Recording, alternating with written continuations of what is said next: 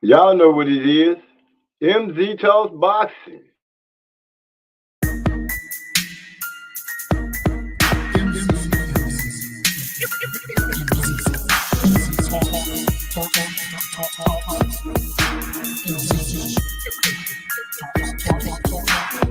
Let me make this abundantly clear.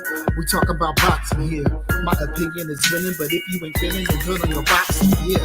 This mental headshot sting. So do these body blows that I bring. You wanted the big step to the ring. Let's go to the toe to the final bell ring. MZ Talks Boxing.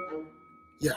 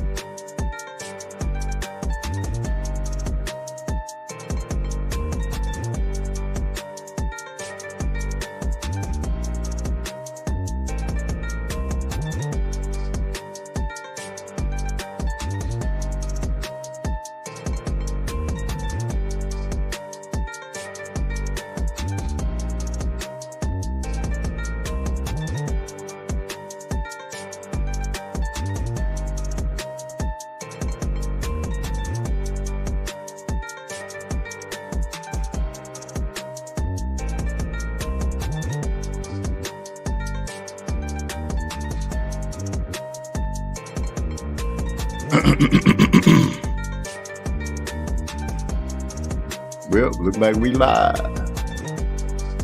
Yeah. So tonight, we're going to cook on what took place with Devin and Ryan Garcia.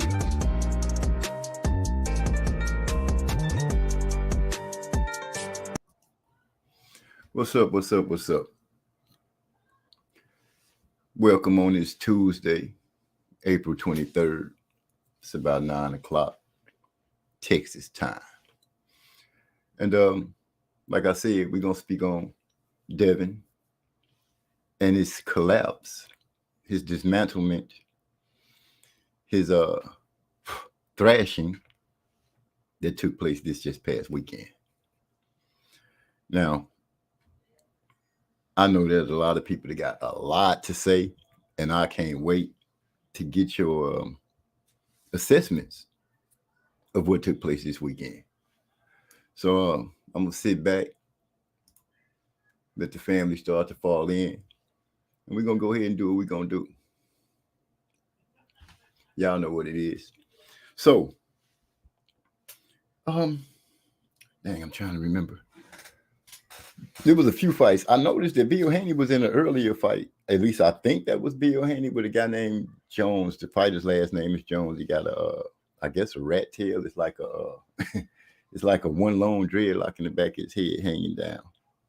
He got a win. So I guess Bill, you know what I'm saying? If that's one of his fighters, I guess Bill came out of it 50-50. You know what I'm saying? His main fighter, as in Devin, took that loss. Playoffs cracking.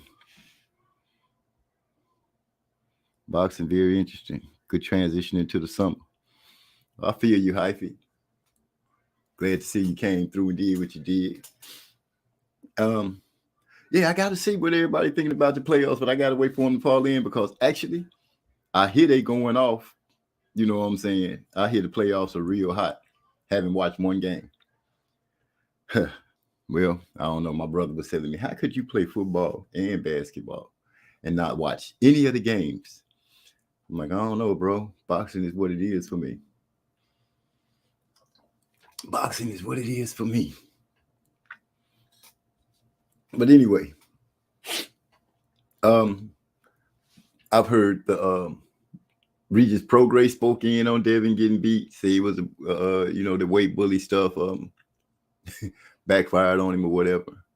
I don't know. I don't know about the weight bully thing because when you look at it, if you're being a weight bully, how actually are you really being a weight bully? You got to still drain yourself all the way down to whatever it is that you're supposed to drain yourself to. Which, in my opinion, if you're too big, it weakens you a lot. Which a lot of people have said when they was looking at certain fighters, saying how they look like skeletons and all this kind of this. But Ryan, crazy like a fox, and I did speak this a few weeks ago, more than one time, that he wasn't playing crazy. I thought he was playing a mind game. If it worked, I don't know still. But looking at Bill Haney after, and he came on, he went live. What's going on, bro? Trey X in the house. He just slid in. What's going on with your brother? What's going on? Got 3 bets up under our belt. And so forth. Well, as I was saying, I saw Bill Haney come on, and if there's a word to use, I guess humble would be the one. He was it looked like he was searching for what he needed to say and be able to stand in front of the people and take whatever it is that they was going to dish at him for his son taking a loss. Not just any kind of loss. It was it looked impressive to people because Devin kept, going down. Oh shoot, my bad. I could have swore it was in the link already. Let me go ahead and get that out there for you. My fault, fam. Y'all give me a second. Let me do this. But anyway, some people feel that it was Bill's fault that Devin lost. They've been humbled. And Bill just didn't look himself when he was talking. Searching for the words. I'm sitting there, I'm getting the link in there right now. Science. My bad. I could have swore it was in there already. We go ahead and get this, copy that, and put that in there way out.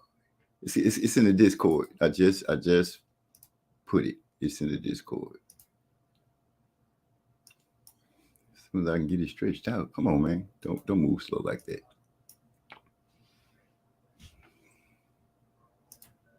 And yeah, there it is. I put not enter. Why the fuck? Okay, there it is. Yeah, it's in the Discord. It's in the Discord. So, anybody want to jump in, y'all know where the door is. Come on, let's go. Because I want to hear what everybody has to say. And I want to know what you guys think about Ryan calling out. First, he says Tank ain't Tank no more. So, because he changed his name. So, he's never lost. I don't know where that logic comes from. You lost to that person, period. Point blank. Second, King Kane in the house. One of the flyest brothers I know, singing. Help brother out when it comes down to doing the music. Very knowledgeable in boxing. Introducing King Kane in the house. What's happening, man? Man, what's going on with you? How the microphone sound? Oh, you sound lovely. I don't hear the thunder cracking or nothing. Yeah. I got me a new little microphone. See what it do. But Okay. Man, I'm much more knowledgeable on music than I am boxing. I just want to add that. Okay, I feel you. I feel you.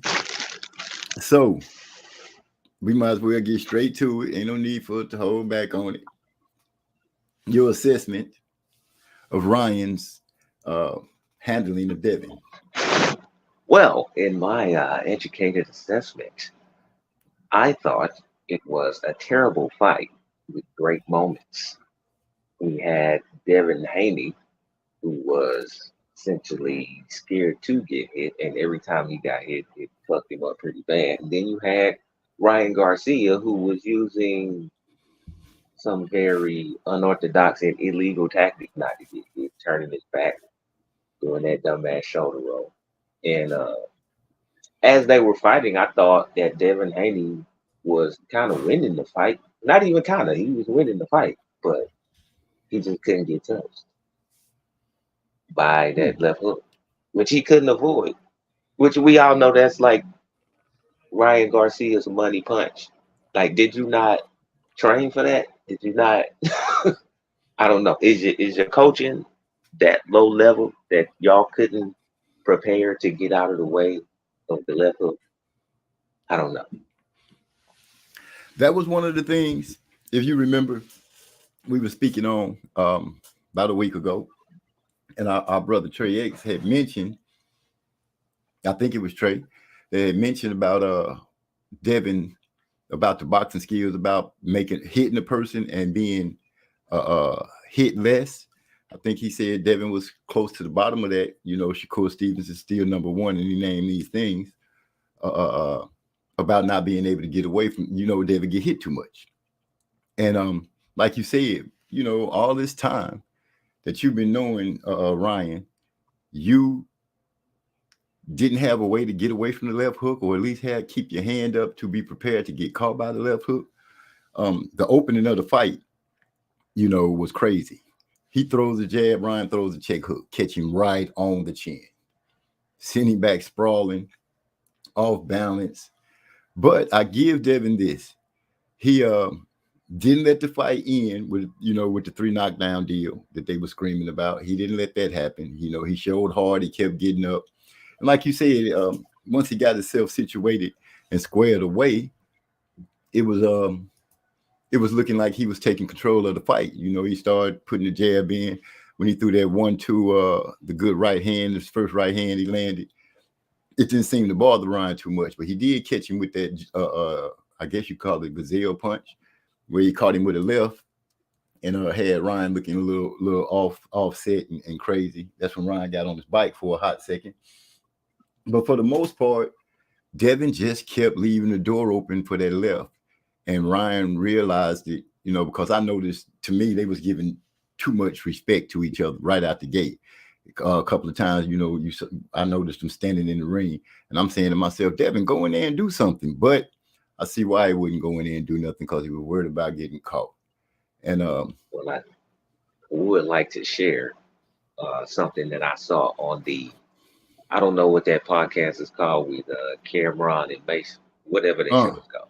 Right. They had Roy Jones on there as a guest analyst, guest boxing analyst, and he was saying that I think it's his cousin, called him concerned that when Devin Haney throws his jab, he moves his hand away from his face, kind of like a bow and arrow, as Tim Bradley put it, like Right. he's shooting a bow and arrow, like he throws his right hand back, and he was concerned that would get Devin caught by the left hook, and that's exactly what happened in the first round. And to Joseph Brown's point, rumor has it they was going for a knockout of a C-class fighter. I just listened today to Devin Haney's interview on the Gilly and Wallow podcast, it was $1 million worth of game. And he was talking about how Ryan was a C-class fighter. He thinks he's going to end early. This guy's not on his level. I saw all that. Ladies and gentlemen, let me go ahead and bring forth Block family's first champion when it comes to Champ Ross, holding it down like a boss, calls fights like no other. Trey X in the house, my brother. Yes. From another mother. Salute. What's going down, man? What's going down, man? What's going down? I got to eat my crow for taking Devin. You know what I'm saying? I'm going to go ahead and put that out there first. But at the same time, I'm actually kind of happy. Most people do. Yeah, I'm actually kind of happy to eat crow, though. I ain't doing no tripping. When I went back and listened to our last live stream, and most of the points that I made was for Devin. I mean, not for Devin, but for Ryan. Right. Yeah, all day long. The whole conversation was about Ryan. And then at the end, I put a little bit in there talking about Devin. And another thing that came, he actually put some shit out there that Ryan need to do. And then he said he didn't feel like he could do it. And then he gave an example of when he's done it before. He said that he need to take a step back and let Devin come to him. But he said he don't feel like he'll approach the fight like that. But he gave an example against this guy. His last name was Duno or something like that. And he said that's when Ryan did it. So that shows that he actually had that in his game. And it was a chance that he would do that in the fight. And I like how he came out there and hurt Devin early, because that made Devin want to come to him and get his get back. So they gave Ryan a chance to take a step back. And one thing I like about Ryan, he willing to trade with you. If you throw a right hand or throw a jab, he willing to throw his left hook. If you land your punch and I land my punch, you the one that's going to get fucked up. And that's what happened. Because at first, when he first hurt him, he actually took a punch and hit him with a hook at the same time and fucked him up. And one thing about Devin Haney that I learned is that when he get hit, he stay hit. When he got hurt against Linares, he was hurt for 3 straight rounds. This man don't have no recuperative abilities. He get hurt against Ryan, he stay hurt for a long time, looking concussed and shit out there on the cool.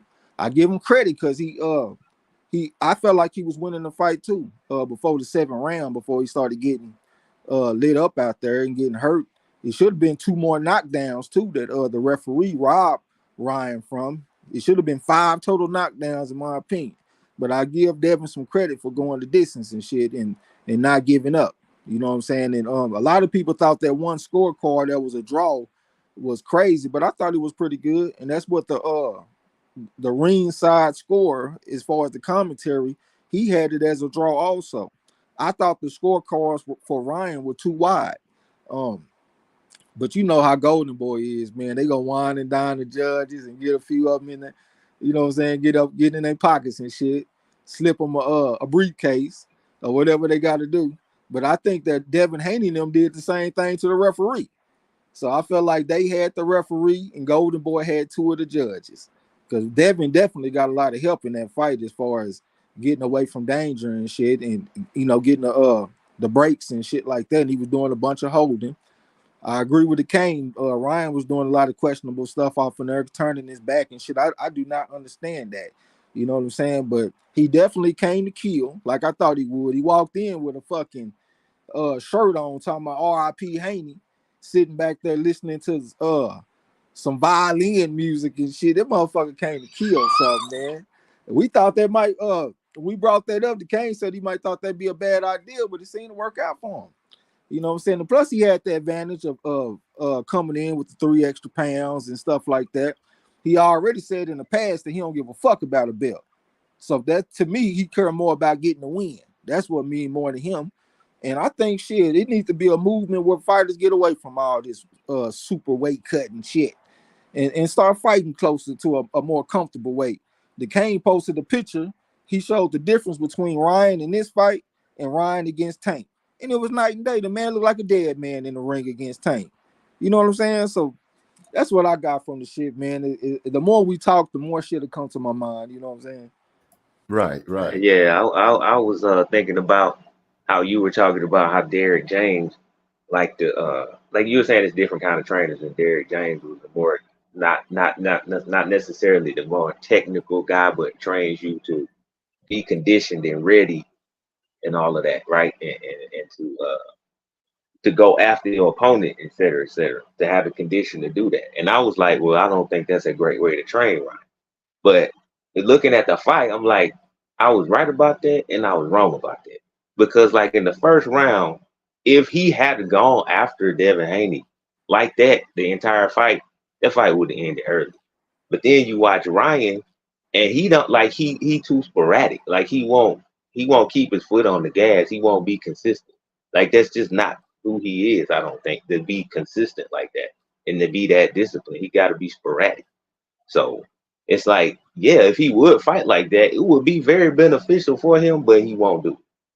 Because that's just not fight like that in the past, though. I done seen him fight more consistent than the past. To me, it seemed like he wanted to get Devin in a false sense of security, like just kind of get him to relax a little bit, open up and want to trade with him a little bit, and then we can catch him with something. I do agree with you. Like in some spots, I was like, man, what are you doing? Because you got this guy hurt. Why are you backing up now? So to me, it seemed like he didn't understand like where the fight is going sometimes. And that is a flaw. You know what I'm saying? But I think that's something that can be worked on, though. You can go back and look at tape and see, okay, I should have been more active right here and stuff like that. And also, I was thinking about like coaches with great game plans and shit. I think the more I think about it, I think that makes a B-level coach in my mind. If you the type of coach to come up with a great game plan, because what's going to happen if you come up with this outstanding game plan and then the guy don't do what you expect him to do? I think an A-level coach gets his fighter in a position where he can adjust to anything that his opponent does. Whatever you throw at me, I can adjust to that. And I think that's what Mayweather was. Mayweather would frequently say that I didn't even watch tape on this guy. I don't know what he's going to do. I'm just going to get off in there and I'm going to adapt to whatever he does. That's what they took they skill set entails. You know what I'm saying? It's not. I could think of one fight where I felt like he came in with a straight game plan. That was against Diego Corrales, and that's the one where he fought mainly on the outside and stuff like that. I was thinking about Crawford too against Postal. That's the one where I feel like he just stuck to a rigid game plan. But outside of that, when it comes to super technical, sophisticated fighters, I don't think they come with a set game plan like that. I think they come ready to adjust to whatever their opponent brings, and I think that's A-level shit. Well, yeah, of course. I mean, Crawford, my favorite guy, and that's what he's known for, making adjustments. I think a great coach is gonna have A, B, C, D, E, F, G game plan, so you can adjust. But that's Yeah, see, I but guess what I'm that's saying, semantics. yeah, I feel, but what I'm saying, I don't even think it take all that. Like I remember when Mayweather fought against Philip Endo, and he started doing the pull counter over the top of the jab, and Larry Merchant said that came from watching tape. That means that they done took a lot of time and worked up a game plan watching tape. And George Foreman was like, no, some guys can just see it and adapt right there. They ain't got to do all that. You know what I'm saying? They ready for anything. So like when they off in camp, it's not necessarily like, okay, when this guy does this, we gonna do this. It's like, okay, we're gonna be ready for anything that can take place in the boxing ring, no matter who it is. If it's a power puncher, if it's a southpaw, it's a mover, whatever the case may be, we're gonna be ready to adapt to it. And I think that's the highest level of boxing. You know what I'm saying? Yeah, I Uh, think that's down a lot to the boxer himself as well. Like if you just a natural fighter, you gonna adapt. Yeah, that for make sure. that makes good sense because I was gonna bring up the point that the trainer could be a great trainer, but if you got some people that can only think so fast, and that's not a shot at some of the fighters, but that's what I'm tending to starting to see. Some fighters just can only think so fast, and I noticed that Devin has more questions for his dad when he goes to the corner, and I hear him say a lot because he said it against Lomachenko, and he's starting to know what I'm doing, and his dad's like, just keep doing it, go there, whatever, something dumb like that, and that's when you would expect the fighter to go ahead and be like, okay, he keep doing this, let me change it up a little bit. And the fighters that you named, Floyd, Terrence, those two dudes right there, one, gym rats, two, every time you look up, they was training always on weight, studying the game, because I know Floyd said at a point he would just watch old fights and sit back and chill. That was his thing. And the fighters that I think can think quickly are the ones that make those adjustments where you be like, damn, he caught on to that quick. And plus, they started early. They not no late guys. These guys started. Floyd started fighting when he was a baby, basically. That's when his dad started training him. He said he was a baby throwing left hooks like a grown man. And Crawford, he started when he was a little kid, like 7 years old type shit. You know what I'm saying? So I think that helps too when you get an early start. You done been around the block a million times. You done seen it all. Ain't nobody showing you nothing that you ain't never seen. So you got that recall, like, okay, last time this happened, this is what I had to do. So let me go ahead and try this. Let me try what I did last time. You know what I'm saying? Type Right. shit. But I was also thinking that Devin Haney, I think his team let him down too. Similar to Tim Zoo. Like Tim Zoo, when he got that cut, he was up on the cards, at least with the unofficial cards. And I'm pretty sure he was up on the official cards. They should have stopped that fight when that man got that cut, man. Took that shit to the cards, got a victory. People complaining, fuck him. Go home and enjoy your victory. But he want to prove that he's a throwback fighter and all this kind of shit. So Devin Haney, this motherfucker that came in 3 pounds overweight. Look Right. how Ryan acting. He running around, jumping around, a bunch of energy. So that's showing you what kind of shape, like what kind of condition he in.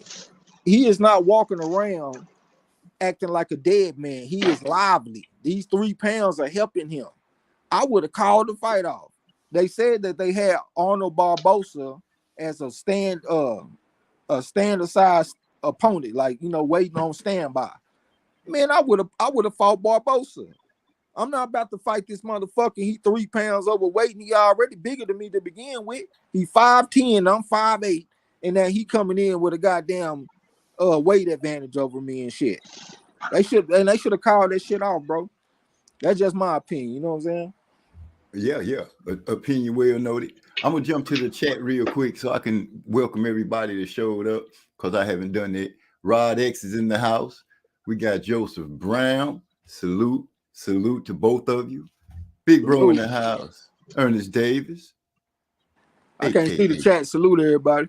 Okay. So we got Big E in. Hyphy is in the house. You know, Hyphy came through the studio earlier.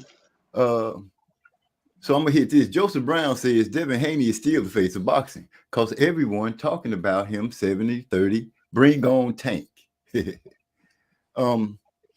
also says, I've been saying Devin's fight IQ isn't good, and he needs to learn how to fight on the inside. And his game plan would be and then his game would be elite, but neither guy can fight on the inside. But in Ryan's case, he will throw some punches while he's on the inside before he do his little shell thing. But going to what Trey said, Ryan, in my opinion, had no fear of anything Devin was going to bring to him, you know, as far as really doing damage to him. The 3-pound thing, I feel exactly what you're saying, Trey, because I was explaining to my daughter, because she was like, but 3 pounds was really not nothing. I was like, yeah, unless you working to get down to a certain weight and you burning up energy and stuff like that to get to this weight. And both guys are supposed to be doing this. And one guy does it all the way down and makes the weight, and you look up and the other guy didn't, which means the other guy isn't burning up as much energy in his training like you would think he would. He already know Devin. You know what I'm saying? They fought 6 times in the amateurs. He know what Devin brings to the table. Devin should have known what Ryan was bringing to the table. But the 3-pound thing, you know, I'll give it some weight with the argument for the simple reason. Ryan is the person who made the argument going against Tank, but he signed for it. That's what everybody says. And he said, yeah, I signed for it. Difference is Devin didn't sign for it. You know, that was something that came out because like social scientist said, King Kane said, every time Devin got touched, he was hurt. He was wobbled. He showed that he got affected by it. Now, I'm not going to say that's what made him lose. Excuse me. I'm not going to say that's what made him lose. But I can say that the energy level showed throughout the fight. And I can say that I believe that it did help him win. Yeah, man. Tim Bradley been running around going crazy over that. He was like, 3 pounds ain't nothing. Well, why didn't he lose? You know what I'm saying? Like Tim Bradley been snapping over that. But I actually agree with Tim Bradley though, because like the people keep saying 3 pounds ain't nothing. I like the way Teddy Atlas put it. He was like, well, them last 3 pounds, that's when the shit, like that's when it mattered. Like that's when it really get hard to lose that weight. So Devin actually went in there and lost the weight and was looking all drained. But you know, them 3 pounds, like Trey said, they helped Ryan be all energetic and you know, he was out there feeling good. So I mean, them 3 pounds matter, I believe. That So, shit I is mean, everything. that can't be overlooked at all. That 3 pounds, like, that's very important. That shit can be everything. Man, Yeah. you don't know how many times like we done had tournaments and like before we leave in the vans and shit in the morning, we'll come and check our weight first. And when some people be a little bit over, they put on them sauna suits and they start jump roping and all this kind of shit. I'm talking about this is the day of the fight. Right. And these niggas down here trying to cut this last pound or 2 pounds or something like that. Like, man, that shit is hard, man. I done seen what people went through, and a lot of times they went out there and won too. So credit to them for that. But man, I never was the type of person that was with that, man. If I'm over, I'm just fighting in the next weight class. I'm not about to be up in there doing all that shit. You know what I'm saying? So I'd rather feel good and fight in the next weight class than feel bad and fight in my original weight class. Fuck that shit. You know what I'm saying? So I know that 3 pounds felt good for Ryan. That might have been the highest weight that he ever weighed in for a fight before in his life. So I'm no wonder he posting all them videos and clowning and having fun and feeling good. He don't plan on making his weight. You know what I'm saying? So, you know, it is what it is. But one thing that Ryan did that I like, that a lot of people ain't really talked about and give him credit for, is that second knockdown. Well, the first knockdown when he touched him with the jab, and Devin was looking to parry another jab that he thought was coming, but Ryan turned it into a hook on his ass. I be talking about that shit. Maybe it's been a while, but when I used to be on the corner talking, I used to always be talking about touching with a stiff jab so you can hook off that motherfucker, because they're gonna be looking for a parry, but that jab ain't coming. It's a hook, and that hook gonna go right around that parry and catch him right on the chin. And that's what he did. That was pretty. That was gorgeous. So yeah, he did some shit that was questionable, but he also mixed in some good looking shit, and that helped him get the victory. Right. He did. He had his clowning moments. He really showed out. But, and I put this but because I have to say, now he's already came out and said he can't make 140. But you challenge it, you know, you go into the fight with the champ and give everybody the impression that you're gonna fight at 140. And you come in 3 pounds over, whatever. And then the next thing I hear, you calling out Tank, and the first thing Oscar De La Hoya wants to say, we're gonna fight at a catch weight, like 145 or something. I'm like, wait, here's a dude that, unless I'm tripping, is fighting in a weight class that's not a weight class.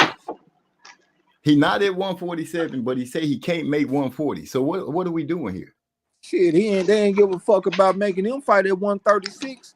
When did 136 become a weight class? I understand it was a catch weight. Shit, but they like, man, hey, this is a tough, cutthroat business. So they got to be cutthroat too. I ain't mad at them at all. They took it one time, took the loss, so now they feel like they're in a position to make another motherfucker come in at a disadvantage. Shit, they did it to them. They said ain't no fun when the rabbit got the gun, huh? Yeah, y'all were laughing and clowning when Tank stopped me, talking about I quit. Now I come in overweight on y'all Frazier fight and go out there and whoop his motherfucking ass, cry me a river. And I'm right there with him. I ain't mad at him. 215-15 amateur record, 15-time national champion. Everybody wrote this man off, talking about he weak and he trash and all that kind of shit. Like, nah, fuck that, man. The pedigree scale said that this was a 3.5 versus a 3.5. Matter of fact, both of them bona fide. And he went out there and stood on business, like the youngsters say. You know what I'm saying? I stood on business. Stood on business. You turned the clock back on me. Well, my argument earlier, only thing I said out of the whole thing was Ryan signed for it with Tank. Devin didn't sign for it with Ryan. Yes, he did. He took the fight. They could have called the fight off and he fought Barbosa. He took the fight. He took 1.5. He took $1.5 million, didn't he? So how they said it was for it? I understand it was only 600,000. Yeah, but Ryan had already confirmed to Bill that he was gonna take care of the other part. And Bill mentioned this shit in the interview. Well, not an interview, but a video that he posted online. You know what I'm saying? He said Ryan told him he gonna take care of that. And he bet on himself too. Ooh, yeah, I saw that. Bet on himself 6-1 odds and brought back 12. Me and Yasa made a little bet on Ryan. I just wish we would have bet more. Well, we made a little money. We bet on Ryan. Hell yeah, the main reason is because I told my pops that it's been too many times that I be seeing like a 3.5 versus a 3.5, and I consider that like a 50-50 fight. And for a coin flip, 50-50, that's a coin flip. I'm getting plus odds. I'm getting 2-1 odds and 3-1 odds on a coin flip. So imagine you flipping a coin with somebody. Every single time they win, they win $1, but when you flip the coin and win, you get $3 or you get $4. You're gonna break them in the long run. And I keep on passing them up. So I said, man, fuck that. I'm gonna jump out there this time. I got 3.5 versus 3.5. And on Sky Bet, which we bet on, we was getting 7-1 odds. I said, man, I'm taking them odds, man. Let the chips fall where they may. Well, congratulations. I'll speak about that a little later. Rod X said, I'll take a crow sandwich to go. And mentioning crow, let me go ahead and take mine with some barbecue sauce and keep it moving. Joseph Brown said Devin isn't instinctive. He isn't recognizing what he sees in the ring. Yeah, I was speaking on that earlier, JB. He doesn't recognize what's happening fast enough, and that's what I was saying. The fighters that don't think quick. He not that dude. As long as what his dad or his corner tell him to do is working, that's what he thinking about. He working that. When that stopped working, he going to the corner saying, "Hey, that's not working no more."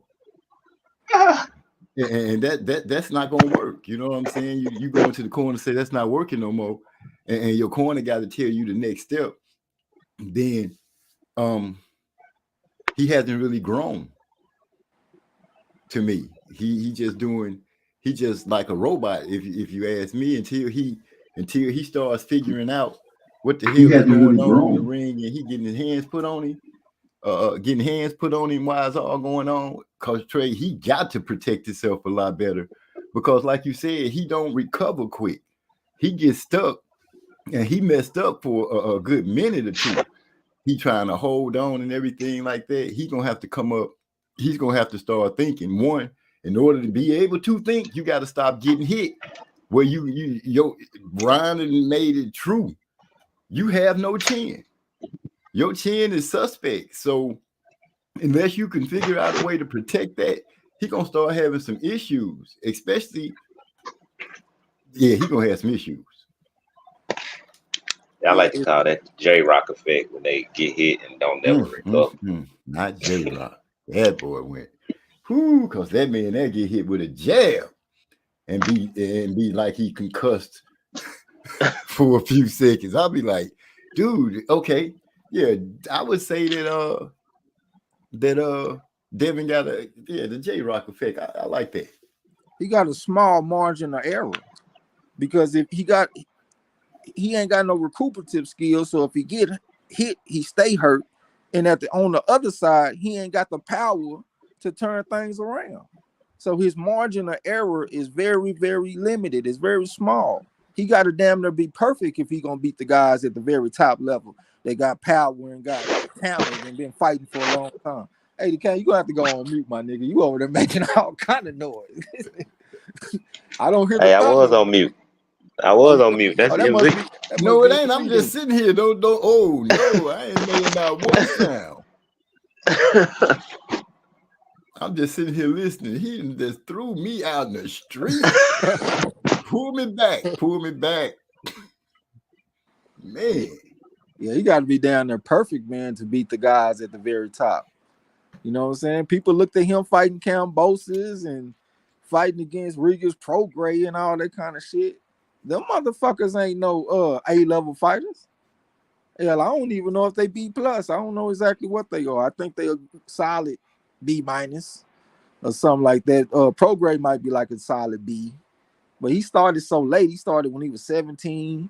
Cambosis, he coming out of Australia and shit. I know he got the win over Teofimo Lopez, but that's because, in my opinion, he got in his head and had him going out there trying to kill, and that was a bad strategy in that fight. But I feel like Devin Haney was just overrated coming into this motherfucker, and he got to be perfect. So let's see if he gonna get off in the gym, maybe get a real coach, and get better, and get to where he can be perfect for 12 rounds, or at least close to perfect. Man, the way you say the real coach, and a real coach. Yeah, real coach. Okay, Rod X said Devin. Yeah, so do y'all feel? Oh, my bad. Oh, I was just gonna hit these real quick. Rod X said Devin should have made it a jab and grab fest. He said apparently Devin couldn't dish it out or take it in. And then let me say one thing while it's on my mind. The person that brought up the flaw in his game when he jabs was Boxing Gyms on YouTube. He's a bad man. He real technical. He the one that's gonna be in there talking about the steeple step and a swivel jab and all that kind of shit. But he real cold with his film analysis, and that's where everybody getting that shit from. Timothy Bradley gave him some credit on it, you know what I'm saying, a few times, but that's definitely where they getting that shit from. Boxing Gyms on YouTube. Okay. Glad to hear it. He said, what about Ryan making Devin reluctant to jab? Well, I can attest to the saying when he got caught with that very first exchange. I thought Devin had threw a jab. Either way, his hand was moved away from his chin, and Ryan caught him flush right. I mean, it was picture perfect, right on the chin. My brother was like, "Oh, he caught him on the temple." I'm like, "Nah, man, he caught that boy on the button." They showed it in slow motion. It looked so sweet, and I give Devin, he got some heart. He does have that, but he got to get his thinking game together, man. I don't know how you relay that to a fighter. I don't know what kind of teaching you go through to get him in that. But it's got to be something that somebody got to be able to do, because not being able to know what to do once you get hurt or your game plan stop working, that's a recipe for an ass whooping. Some people train to be hurt, like Rigondeaux. Rigondeaux, he spin around in circles real fast to make himself dizzy to simulate being hurt in the ring. So maybe you need to take up that kind of training. But like I said, that kind of shit come from old school, been around the block type trainers. This nigga got a level 1 free coach that ain't never coached up nothing in his life. He ain't never even been a fighter. Like he literally like the last person that I would want to coach me. I wouldn't give a fuck if it is my pops. You ain't never been here. How the hell you gonna tell me something in a like, give him that weak ass left hand, nigga? You let him hit you in the face with the left hand 100 times and tell me and you keep on letting him have it. If you been in the goddamn ring, you wouldn't be saying shit like that, in my opinion. I ain't never heard another coach say let him have that punch ever in my life. But it's coming from a nigga that ain't never fought nothing. You know what I'm saying? I think really that's a problem with boxing as a whole. Like it's like when I think about other sports like football and basketball, most people play football and basketball so they can relate to that shit. But most boxing fans ain't never boxed. They ain't never even been in a boxing gym most of the time. So it's easy to sit on the outside and talk down on fighters and all this kind of shit. You ain't never been in there. But if you done been in there, you're gonna look at it a little bit different. You know what I'm saying? And you're gonna respect the motherfucker like Ryan with 250 fucking fights in his life. You know what I'm saying? But yeah, man, the motherfucker need to get him a real coach, man, and get off this bullshit, man, and go get the finer points of the sweet science. Matter of fact, there was one time where he got in the position that I call it a void. Like when you do a move, but you don't know what to do afterwards. So you have that split second where you just caught up in that void and you don't do nothing. That can get you hurt in the ring. And for him to be such a good fighter, he undisputed champion and all this kind of shit. I wouldn't expect to see him in no void.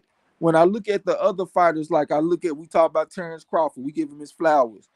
I ain't never seen him in a void. I don't see Shakur in voids. I don't even see Teofimo. I don't see none of that shit. But I saw him in a void, and that's something that a lot of people probably would miss.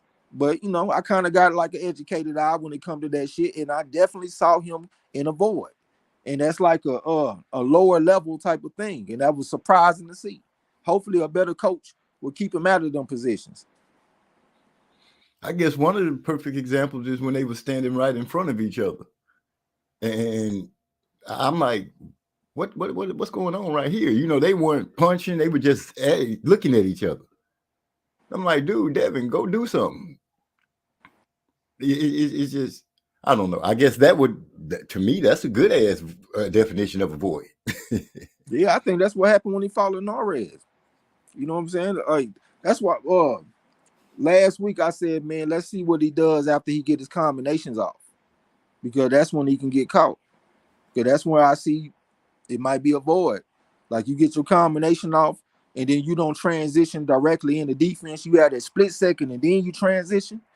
That can get you hurt when you up against a top level fighter, especially a fighter like Ryan. Because I always say Ryan he got real talent, and I consider him having superpowers. Like time slow down for him. So if you in a void for a split second, but it's 5 seconds for Ryan, well hell, Ryan, time to slow down for Ryan, and you in the void, nigga. He got all day to hit you with the hook, and it ain't like he hitting you with this is my thing. He not hitting you with uncontested hooks. He hitting him with hooks while he taking a punch at the same time. You know what I'm saying? That's the kind of shit that I'm talking about, man. That's not normal. Because a lot of people, that, number one, they can't generate that type of power when they get hit. He can get hit and come with a hook at the same time. They got a lot of power that can hurt you. This is not your average type of fighter, man. And that's the way that they should have been looking at this going into the fight. And let me tell you one more thing. When it comes to sports, to be honest, most people really not experts on sports. And that's pretty much everybody for the most part. So when you see a lot of people in consensus picking one fighter over another, and both of the fighters are pretty good, that's a recipe for an upset. I told Yasa that shit on Discord. I'm like, man, everybody picking Devin Haney. I don't see nobody picking Ryan.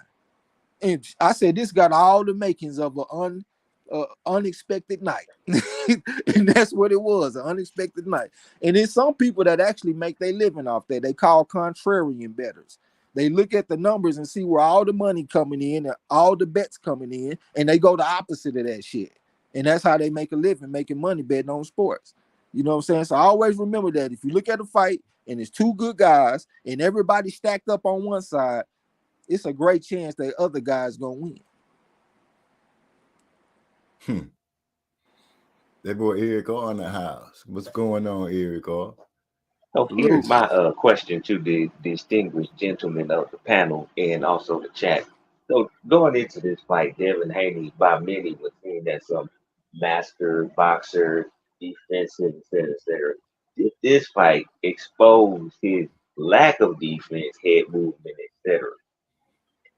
Or did you just see that going into the fight? Or do you still feel like he's a defensive master boxer? He just couldn't get out of the way of Ryan's left hook. Like, how are we looking at that now? Honestly, I kind of touched on it earlier when I had spoke that I think it was Trey X that said that compared the numbers of Shakur and Devin and somebody else, Tank, about the ratio of hitting and not getting hit. Devin didn't rank high from the start. So, and I believe we have said that Devin needs to work on his defense. He masterclass that I think they should hang that up now and not use it anymore. Not at this point, you know. Good boxer, yeah. A lot of flaws, yeah. He got some flaws. Not being able to get away from the left hook when he knew the left hook was coming. How could you not be prepared for that?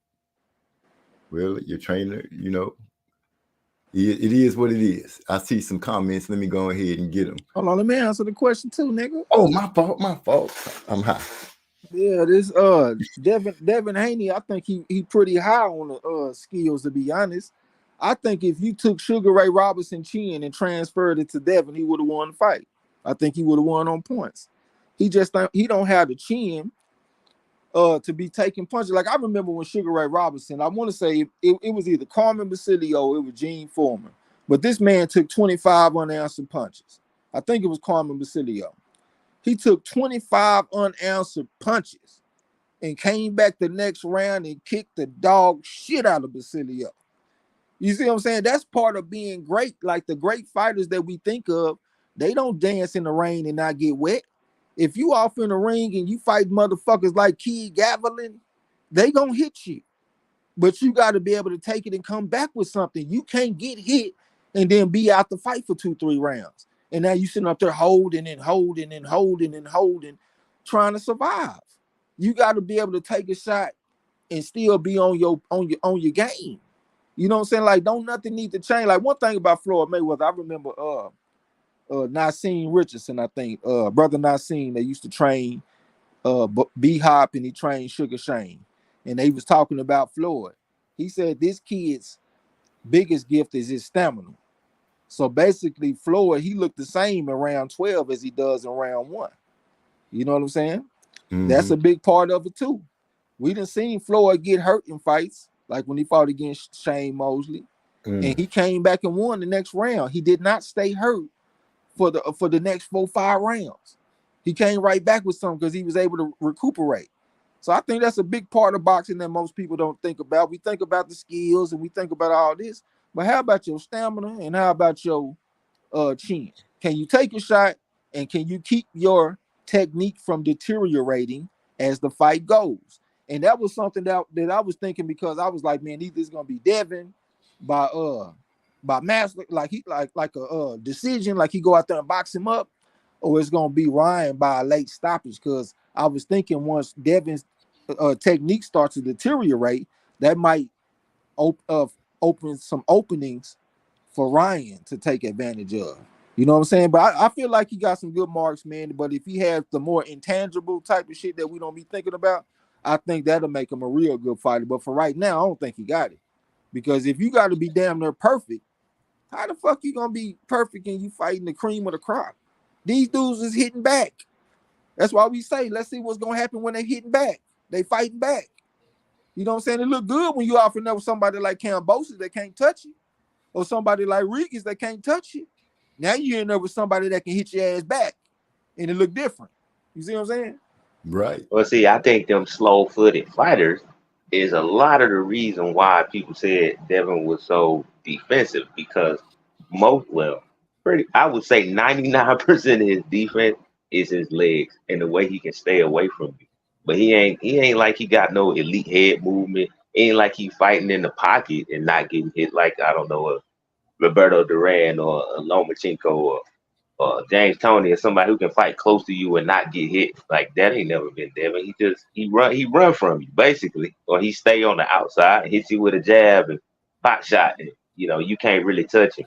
So I think that's where he got that defensive reputation from. I don't really think it was necessarily some elite level defense. It was legs. See, but that's why I said But last that's time my that's why I said last time he a cutie. That's what a cutie is. A cutie is like a Willie Pep type guy that's gonna be on the outside and boxing you. You talk about the legs being for defense. That reminds me of Keith Thurman. Keith Thurman's defense comes from his legs, but he has that toughness, man. I done seen Keith Thurman with hematomas. The motherfucker head look like it's twice the size that it's supposed to be, and he's still in the fight. He ain't giving up on nothing. He just got that toughness. He could sit in the pocket with Sean Porter and trade all kind of bombs in this motherfucker and come back with something. He just got he just got a different type of toughness. He built up a different type of material than Devin Haney. See, Devin Haney is like, he like a Lubin almost. Like he got some skills, but at the same time, he kind of fragile. You know what I'm saying? If we can toughen that up, I think he'll be a lot better. And it might help him if he move up. So maybe he'll have more cerebrospinal fluid surrounding the brain, more cushion and stuff like that. Maybe that'll help his punch resistance. So maybe his best bet to be to go to 147. The landscape in 147 has changed massively. Yeah. But I still think his mental got to come tighter than what it is. Eric R said masterclass boxer couldn't take away a left hook from a C+ fighter. Question. Joseph Brown says if Devin don't make changes to his game, he would be another little B-hop, get stretched in the ring. Eric R said when I said I see Devin regressing and not developing as fast as his peers years ago, all I kept hearing is was Bill got him to the level, blah, blah, blah. Now niggas playing Monday morning quarterback. I think I said, Bill got him there. So I have to respect Bill for what he's doing. I am one of those people that said that. But you agreed last time that he was a level 1 free coach, though. Yeah, he is that. Like I can't speak for other communities, but I think that I don't think it was just all that much surprising. The Kane made a show where D-Lo, he said that he wouldn't be surprised if Ryan knocked him out. And he was talking about that because I was going back and forth with Napoleon. Napoleon wasn't giving Ryan no chance. And I was saying, man, you crazy. This national champion nigga ain't no catch weight, ain't no rehydration clause, ain't no year layoff. I'm going, you know what I'm saying, with all that type of shit. So I forgot the goddamn point that I was about to make. I'm over here on this gas, man. My bad. Oh yeah, I was gonna say it really ain't Monday morning quarterback over here. We pretty much broke down last time that Devin is overrated. We broke down why Ryan is underrated going into this fight. DeCane gave him a big piece of the game plan. He needs to be in a position that he can take a step back and let the guy come to him. He illustrated how Ryan has this aspect in his game because he did it and got the knockout against Duno. Like, if you look past our predictions and you just listen to our breakdown, nigga, you could have picked the winner. You know what I'm saying? Like, to be honest, my gut was kind of telling me Ryan, but I went on ahead and roll with Devin, so I'm eating my crow. But if you listen to our breakdown, if you listen to the conversation that we had, we laid out a great ass foundation for Ryan winning this fight. So I don't think we playing Monday morning quarterback. You know what I'm saying? Yeah, I was gonna actually say we did all that laying it down for Ryan and still went out there and picked the wrong motherfucker. Yeah, we did. I even told a story about how Harry Greb was faking like he was drunk so he can get a fight against Mickey Walker. Nigga, we even put a historical context behind all this shit. You know what I'm saying? Like, this being drunk before a fight is not unheard of. This has happened before. Harry Greb versus Mickey Walker. Go read the story of that fight. And you'll see what I'm talking about. You know what I'm saying? Oh yeah. I know that story. It wasn't all good when he thought it was because he saw him acting the fool. No, it wasn't. It cost him the championship, and that actually led to our first black middleweight championship is Tiger Flowers, because Harry Greb, he beat Mickey Walker for the belt, then he lost the belt to Tiger Flowers. And it's also one of the cool stories about Harry Greb because when he lost the belt to Tiger Flowers, the people were mad, the white people. They didn't want no black man having the belt, and they was threatening to hurt Tiger Flowers. And Harry Greb, he personally escorted him to the train and shit to make sure that he got out of town safely with his belt. So that's one of the things that made Harry Greb cool. He was one of the best. He fought black fighters. He fought everybody. He didn't discriminate. You know what I'm saying? Yeah. Give flowers. Yeah, shout out to him for that. Yeah, I'm just saying, give him flowers. Yeah, that's why the historians look at him different than a lot of fighters. Because he got the Hall of Famers. He was what 31-7-8 or so. I can't remember exactly what it was, but this is the record against Hall of Famers. And a lot of them Hall of Famers were black. He did not draw the color line. So that's why you got people like Scrapbook Boxing that got him ranked number 2 all time behind Sam Langford.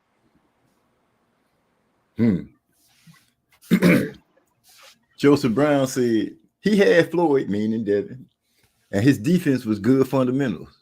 With Sam, we know what happened with that. Yeah, we know. He ended up not there no more.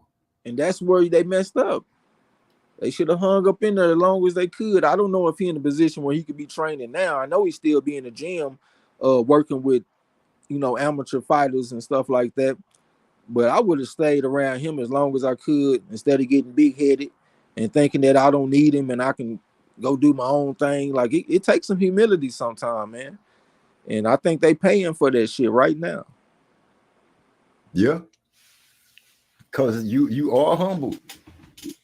You are humble. Spoke about the left hook. All you got is the left hook. And you spoke. That would lead me to believe that you prepared for that. You're not going to get hit with the left hook. I'm already geared up for that. He might be talking about this right hand, but I'm going to cover myself from the left hook.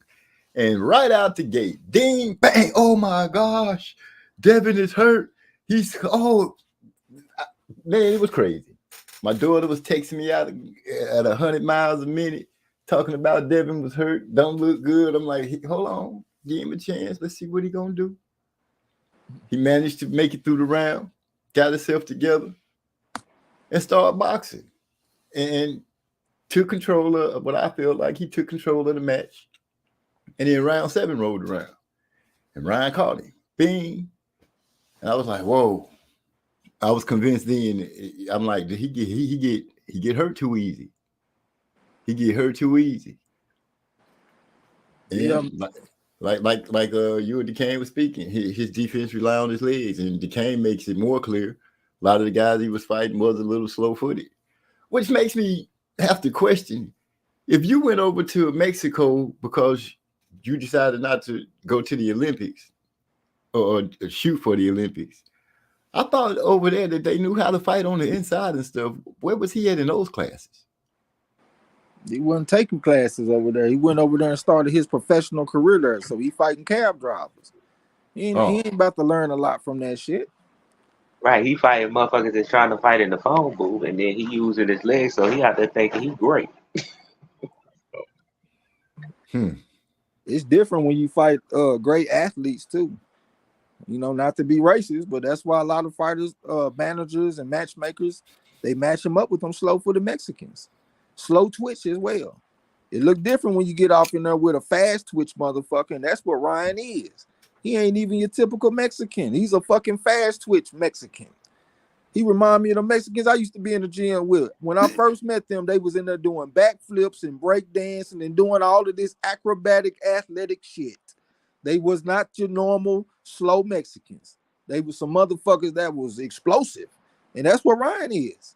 You know what I'm saying? Like, man, great fighters, if you got one punch, they can take that punch away.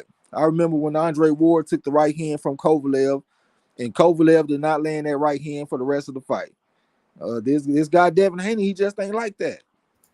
You know what I'm saying? And it makes sense. Like, look at his corner. That shit's weak, man. He ain't got no Virgil Hunter or nothing like that. Yeah, He no got doubt. I somebody mean, to what jump him happened to in. him? Yeah, My what bad, bro. happened to Go him ahead. is not some shit that you see happening to great fighters. So, I mean, I done seen great fighters get caught with something late and stuff like that, but man, it just seemed like they got a stronger foundation to fall back on. I don't believe in his foundation at all. The only thing I believe in is 130-8, multiple time national champion, and started fighting when he was 8. But that was a long time ago. Now that he a pro and he's starting to step up in class to even better fighters than what he was fighting on the way to being undisputed. Motherfucker about to have some problems. I also think, I gotta sneeze. Okay, my bad. I also think that people was giving Devin a little more extra credit than deserved because he was going to different houses to train. And I think you made a statement on that saying all that bouncing around ain't good because how you gonna learn anything? You got to build some kind of rapport with the trainer. But you know, people looked deeper than that and was like, oh, they taking a little bit from here and a little bit from there and a little bit from here. And apparently that didn't work. Apparently it just didn't work. Yeah, see, but the thing is he getting a little bit from here and a little bit from there for free? Or is he paying for a lot of this shit? When motherfuckers start making more money, man, they start trimming off the extra shit. And they trying to conserve money. You know what I'm saying? So it be shit behind that kind of stuff, man. We don't know. He might have been trying to be cheap and just work with Bill. I can't speak for it because I wasn't there, but I wouldn't be surprised if it was something like that because we done seen that time and time again in boxing. Yeah, we have. Motherfucker get cheap and then go get beat.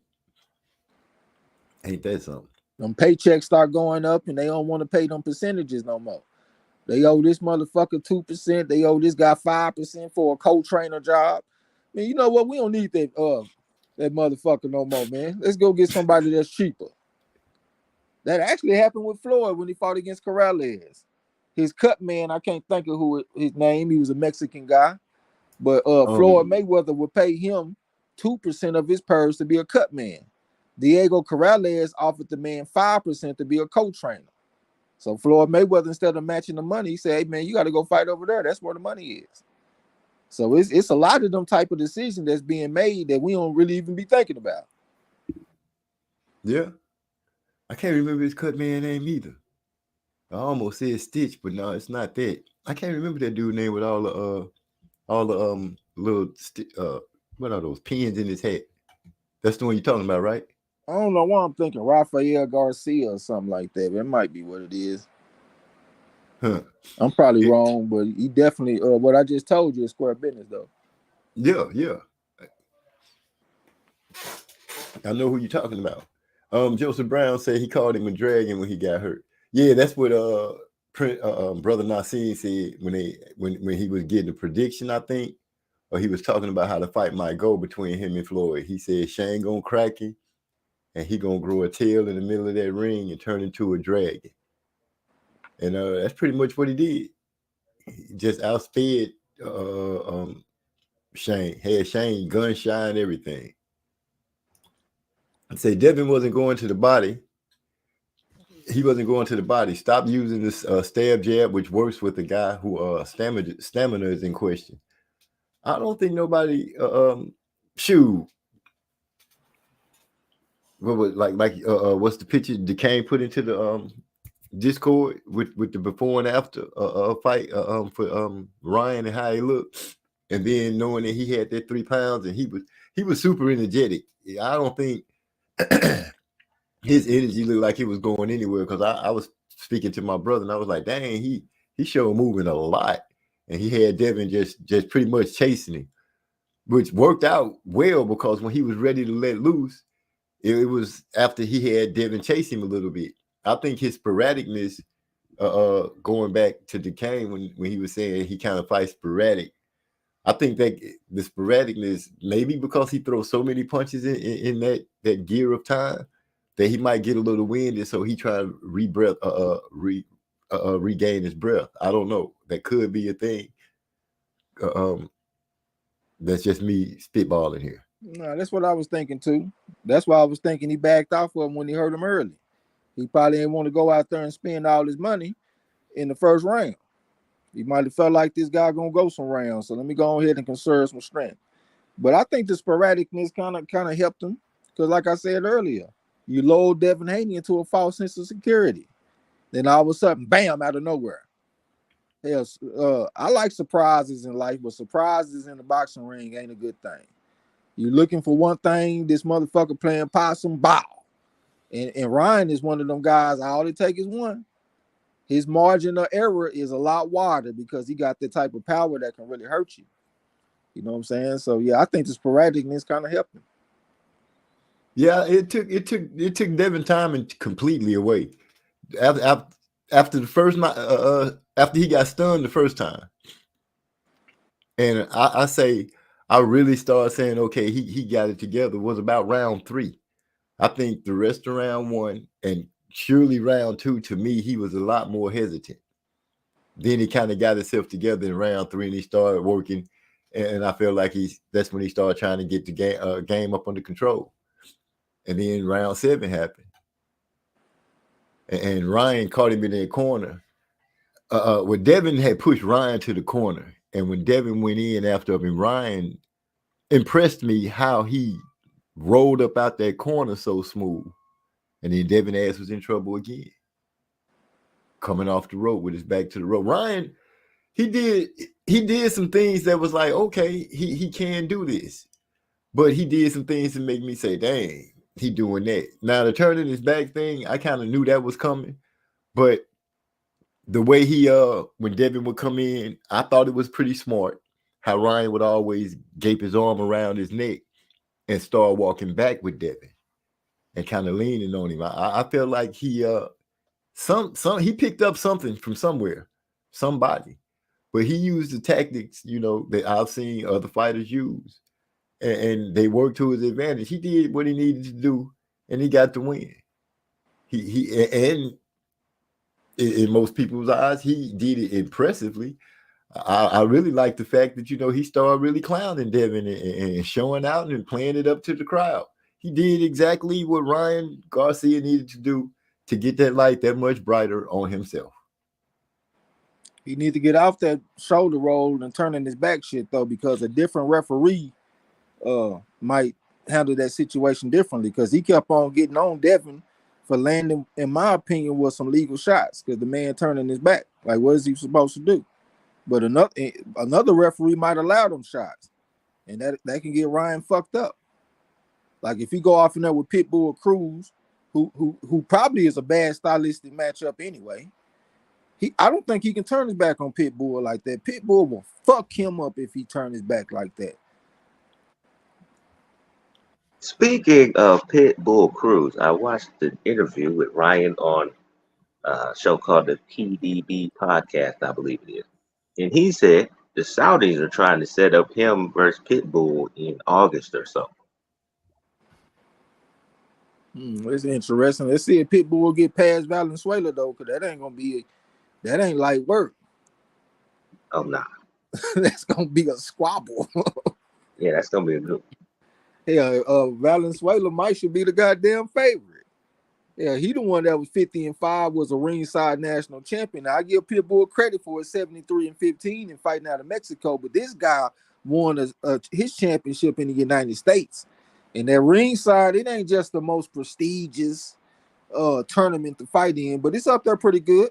You know what I'm saying? I got it up there probably right behind the National Pal.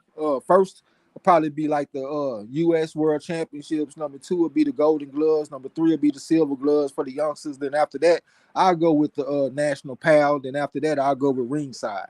So they're still pretty good. You know what I'm saying? So he definitely got action in winning this fight. Yeah. Or maybe he said it if he win in August or whatever. But yeah. He also said that he wanted to fight Sebastian Fundora because he think he can knock him out cold. Yeah, he might be getting a little bit too ambitious, but you never know though. That's a big motherfucker, you know what I'm saying? But the way he fighting now, it might be a chance for Ryan. The old Fundora, I don't know. The one that fought against Lubin, I don't know. But the one that fought against Tim Tszyu, I don't know, maybe. Rod X said it's Rafael. Rafael Garcia was the name of Floyd's cut man that went to the other guy because Floyd wasn't gonna match the money. Okay, I got it right then. That's what I said. Yeah. He said Matias also beat the brakes out of Ryan when he does the tush push. Oh yeah, that's bad. Yeah, I don't know what to say about that, except it looks crazy. It don't look like fighting. That's the number one thing for me, man. When you in the ring, always make it look like fighting. I don't give a damn what you do. Don't be in there trying to make that shit look too pretty, too perfect. Make it look like fighting. And if you doing that shit don't look like fighting, man. Yeah, it look like I give up. But the best knockdown to me from Ryan was the last one when they had came. They were kind of like tied up, and he kind of put they kind of was pushing away, and Ryan shot that left hook so quick and caught Devin and just set him down that last time. That was, to me, that was the prettiest one to me, Trey. Even over the first one when he caught him just flush, I like the way he caught him when they was bagging out of it. That was pretty to me. Yeah. He was like, here, take that with you. I got you. I just like the setup on the first one, but I got you though. Yeah. It's a lot of all I can say now is Devin is at the point that the only place to go is up because you down already. How you gonna maintain? If I was Bill, I would go ahead and get some help, but I still talk noise. But I don't know if he got that in him. Most fighters, when they get knocked off the mountaintop, they don't really come back to the mountain.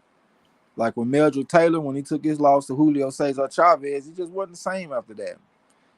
I could even say Adrian Broner. I don't think Adrian Broner was quite the same after he took that loss to Maidana.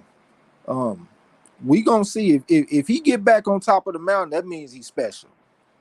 I'm not sure if he's special though. You know what I'm saying? We think about Sugar Ray Robinson. Sugar Ray Robinson won the middleweight championship 5 times. Last time he won, he was 37. So imagine getting knocked off the mountain, climbing back up, knocked off the mountain, climbing back up. Same thing with Ali. You know what I'm saying? What is a 3-time champion or some shit like that? First 3-time heavyweight champion of the world. Yeah, them special motherfuckers. If this guy Devin is not like that, he will not be returning to the top of this mountain. There it is. Now, it depends on how you people out there that's going to be listening feel about his skills And you got to factor in his skills. You got to factor in who's training him. Don't just go and look at it one way. Look at all these things before you guys make the decision to say the Devin's going to be back on top, because it's going to take a lot of work. Because the same way we saw the fight, you better believe all other fighters saw the fight. And because they already feel like Devin does not generate stopping power or anything like that, once they figure out, he pretty much told on himself in that face-to-face thing that everybody just felt like they got so bored they couldn't finish watching it. But in that, he spoke about how Ryan had jumped on him and surprised him, one of the fights that he lost. Apparently, he hasn't learned anything from somebody jumping on him right away, because from what I saw, every time Ryan decided to jump on him and press the gas, he had no answers, none. He got on the back foot. He started trying to cover up. If it got real serious, he started trying to reach and grab. And in my opinion, when somebody letting loose like that and you open your arms up to reach and grab, that's when you take quite a few haymakers across your dome that end up, a lot of times you see the guys that can't really protect themselves because they too woozy, end up getting dropped down to the ground. Devin kind of fit in that category when it comes to getting hurt. Yeah, man, that motherfucker Devin Haney, you probably thinking what happened in the amateurs don't matter. That's what everybody think, right? Amateurs don't matter. That shit was a long time ago, right? That shit don't mean nothing. Nigga, the math ain't mathing. Y'all was 3-3, but somehow you levels above him. Where that math come from? That sound like it's pretty goddamn even to me.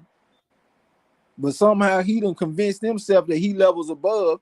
And I guarantee he reading them fucking press clippings. He reading boxing scene. He reading these comments on these videos. He see what everybody's saying. That's why I say you got to get away from that shit. That's probably like a detriment to the modern fighter. Fighters like Marvin Hagler, nigga, they'll go somewhere up in a goddamn mountain in a cabin somewhere, away from all friends, all family, just them, they sparring partner, and they coach. Ain't no social media, ain't reading no messages, ain't nothing. We just concentrating on coming to kill and take something. But these fighters today, at nighttime, they get a chance to read what everybody's saying. And everybody's saying, oh, he's such a great fighter. Eddie Hearn, oh, he can't be beat. He the next Floyd Mayweather. Ryan is gonna take a beating. He might quit. And all this shit. You don't think they reading that? And can't nobody tell me that they gonna read that and not relax a little bit. They got you a big favorite, you're a 9-1 favorite. Everybody saying you're gonna win, everybody singing your praises. That don't give you some kind of security in your mind, but it's false security. It ain't based on facts. Let's look at the facts. The facts are this man you fighting against is 215 and 15, a 15-time national champion, gave you a standing 8 count in a fight. Y'all went 3-3 against each other. That's what the reality is. And that's what he should have been concentrating on instead of listening to all this bullshit that got him fucked up. No, man, see what you missing is he became undisputed by beating the legendary George Kambosos. He beat him Nah, twice. but yeah. But nah, man, to your point though, I guess you gotta watch the company you keep, because we know who he had done became close with and gave the Did press he? credentials and all that too. So you know how they do. They build motherfuckers up and next thing you know they falling. So You don't need to be hanging out with Diddy and all that, nigga. Let's be in the gym. Fuck getting on the bed with Diddy and partying and all that shit. well, he was hanging out with that mighty YouTube crew. You know who I'm talking about. Oh yeah, already them niggas so goddamn bad luck, man. If I was a fighter, I would tell them niggas do not support me. Just let me go out there and just do my thing. Cause y'all niggas is bad luck. Every single fucking fighter that y'all back go out there and lose emphatically. So do not back me no more, man. Y'all niggas janky. See what they did to Wilder. That nigga, your king is here. Yeah. And then who was the next one? Earl Spence. Maybe a little cool boy Steph was probably up in there too. I went down with the ship on them 2 fights too, so I guess I'm bad luck too. But shit, I was going for Wilder too, so I guess the same thing could be said about me here. But overall, I just think that I'm a little bit more open-minded than the motherfuckers as far as the looking at the boxing and not tying the motherfucking to being a villain or a hero or something like that. But I still think them niggas janky, man. Oh yeah. My boy say, Rod X said Tommy Hearns, naming some people that fell off and got back to the top. Also lost some big fights and got back to the top. Special though, right? Yeah, special. He also said, I think Ryan's strange behavior during the fight build-up, it was hard to pick Ryan. I spoke on Ryan's behavior in two past lives that I thought he was being crazy like a fox. I didn't think nothing was wrong with him. I'm with you on that. That's why I said I think he trolling and I think he's serious. I was thinking the same thing, but at the same time, one thing I know I learned about boxing or about combat sports, I'm not a doctor. So if I see somebody at the weigh-in looking bad, like I remember when Jose Cepeda, when he fought against that kid Joshua Josue Vargas from New York. And I felt like that man looked like a dead man going into that fight, talking about Cepeda. And I'm like, man, ain't no way this man gonna win this fight looking like that. He went out there and stopped that dude in one round. Yasa hit me up last week talking about some MMA fighter that had dark circles around her eyes. And he felt like she was gonna lose because of the weigh-in. She went out there and won the fight. We are not doctors, and we're also not psychologists. Who the fuck are we to sit up there and analyze the psychology of this fighter and say what he gonna do or what he ain't gonna do? We ain't no fucking psychologists. So let's just leave that bullshit at the door and look at the facts. That's why I got the pedigree scale, because it take all this subjectivity off the board. Nigga, let's look at this objectively. And that's the way we should do things moving forward. Fuck all that psychology shit. Cause I saw the footage of them fighting where he got the 8 count. They keep, that Ryan released. And in my opinion, seeing that, I was like, I don't see what Devin so-called handled Ryan at all. Which makes me go back to the Tank and Devin sparring that they speak about so candidly. Makes me believe that, yeah, Tank probably did get tired and Devin started looking good. But Ryan confidence, as far as when the conversation turned to Devin, it never kind of swayed. He never hesitated to say that he could put hands on Devin. It's like, dude, I know what I can do to this dude. And y'all gonna be surprised when I do it. But the pedigree scale did put them, bona fide, even thing, and that can go 50-50 either way. I was thinking that Devin, giving too much credit to his corner and those that train him, would be prepared for this left hook. I did hear Timothy Bradley speak about him having like a bow and arrow kind of jab, but his hand, whatever you want to call it, his hand does come away from his protecting his head when he throws the jab. It's almost like to me when he do it, he kind of like stretching out a little too far. That's how it looks because the way he turns when he throws the jab and he steps with it. It always to me look like he kind of stepped too far. But that's just me and how I perceive it, the way he shoots it out. But going on all that, Ryan never gave me the indication that he was scared of Devin or anything like that. He finally got what he wanted, acted the way he wanted to act, went out there and beat Devin up, gave him a public thrashing, and clown for his fans in the ring. Rightfully so. He put on the show. My bad. I thought you was I'm done. Yeah, you never sacrifice technique for speed or power. Like the way he throw his jab is like he trying to get a little extra snap on it and get it out there a little bit faster and actually put some steam on it with that snap. And I can respect that. You know what I'm saying? I like a good power jab. That was one of the advantages that I gave him going into the fight because he got the 72-inch reach compared to a 70-inch reach from Ryan. So you know what I'm saying? But at the same time, you don't want to sacrifice that technique. That I had my coach tell me that when I was young because I came up in the era where you had Roy Jones, Sugar Shane Mosley, and Floyd Mayweather, and they was fast. So we all want to be fast. We hitting on mitts and shit. We ain't committing and following through with our punches because we trying to get them off all fast and shit. And my coach be like, man, look, you trying to act like you got some dazzling speed. He said your speed ain't dazzling, but it's fast enough to get your punches in there. That's all that matters. You ain't got to try to be no Sugar Shane. You know what I'm saying? Be yourself, and it's good enough. Same thing with power. You ain't got to be fucking Mike Tyson. As long as you got enough power to do damage and do what you got to do, that's good enough. But make sure that your technique is on point so you can protect yourself, because that's a big part of it. Hell, I remember the first time I took an ass whooping in the ring. Yeah, because I had just been boxing for 2 months. The people that was on my level, I'm beating the hell out of them in the gym. So they said, let's put him off in there with Miguel, this little 13-year-old national champion, and started fighting when he was like 8.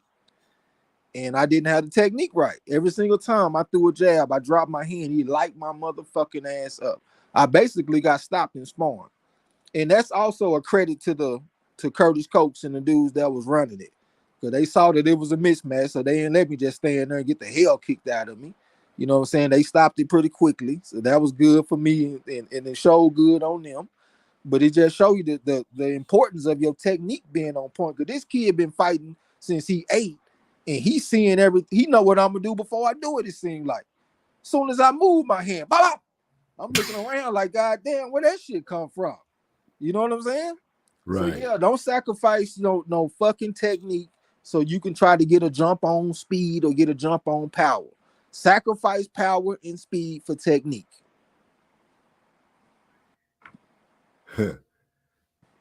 Yeah. Maybe that's why he looks strange to me. Eric all said these channels got to stop with the pampering of fighters. You lose, go back to the lab, come back with the get back, and get the job done. Joseph Brown also giving some credit. He's saying straight facts. Them niggas curse fighters. Man. Hyphy said it's been rumored, some will say proven, that fighters are cursed and experience embarrassing losses when a particular boxing group heavily backs them. Wow. Yeah, in fact, I'm gonna take myself out of there because I done had some fighters that I supported that I thought did good, like Josh Taylor Gang, and all that. Oh, he went out there. Well, hell, most fighters don't retire undefeated, so that's pretty much part of the game. He lost to a good fighter. He came off a year layoff, so it is what it is. He went out there and took the loss. It takes a special group of fighters to retire undefeated. So I'm not gonna hold that against him too much. He just better go out there and whoop this motherfucker. I can't think of his name. What's that little short southpaw that he had trouble with? Oh, the one getting ready to fight again? Yeah, the rematch. Can't remember his name. I can't remember getting ready his to fight name either. again. Wait, what fight are y'all talking about? Josh Taylor, the rematch that he about to have. Oh, Catterall? Yeah, Catterall. Better go out there and whoop the shit out of Catterall in this rematch. That would be nice. Taylor Gang got himself back together. But he lost to T.O. too, didn't he? Yeah, well, he didn't lose to Catterall. He beat Catterall by split decision, but he lost to T.O. A lot of people thought he lost to Catterall, though. That's I was getting ready to say that because I was like, shoot, to me, in my opinion, when you give a rematch, even you thinking that, yeah, I really didn't win this. I had him winning. I had him winning by 1 point, 113 to 112 with all the point deductions in the knockdown. 113 to 112. And that was one of the official scorecards too. As a matter of fact, I think that was 2 of the cards, 113 and 112. I thought they did a good job. Okay, calling it like you see it, like they see it. Joseph Brown say, Ryan earned the right to clown Devin. There was a lot of shit talking from the Haneys. So was some good. Wait, what? So was some good who? Oh, so for the goose. So I'm messing it all up. What's good for the goose is good for the gander. That's what I was trying to say, but it was coming out crazy. I feel you on that. The noise, but they both talk to ample amount of noise. But Bill Haney lied to me. He told me that they was preparing for the best Ryan Garcia. They didn't believe that all his antics and stuff was for real, like I believe. But I shouldn't have listened to him when he said they was preparing for the best, because preparing for the best, I believe it was Tim Bradley who said you've been looking at film and you would have seen this flaw and you would have been working on this flaw, especially against this dude that, if you ask me, Ryan is probably the best person that throws the jab and the hook right off of it. I don't see too many. I wouldn't say that. Well, you got some power, but I don't know if I would say that. I wouldn't say it's. I'm not saying like his power, but I see him throw like a jab and a hook right after more often than I see a lot of other fighters do it. I ain't saying he got like with the power and stuff. I'm just saying, you know what I'm saying? He does it a lot. I don't really see a lot of fighters do it a lot. I'm gonna tell you something about this fight. Ryan started warming up for the fight like 3 fights before his fight. I think I don't even. It might have been David Jimenez that I was watching, but it was Melakuziev. It was somebody. I think it was a David Jimenez fight. He was already warming up. Devin Haney, he off in his locker room with celebrities and all this kind of shit. Ryan is already working up a sweat. He got the band off in there playing the music and shit, the violin music. Like, he was dead serious, locked in for that shit. The way that Haney got hurt in the first round, that leads me to believe that he might have came in a little cold. And the art of warming up before a fight is something that has definitely dwindled in the modern time in boxing. I remember when I was young, man, fighters used to come to the ring looking like they already fought 10 rounds damn near. Mike Tyson used to come to the ring drenched in sweat because he'd been in the back getting warmed up and getting ready. Fighters don't do that too much no more.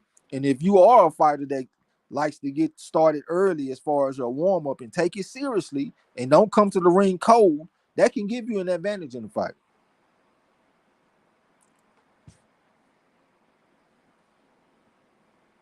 We can't hear you if you're talking.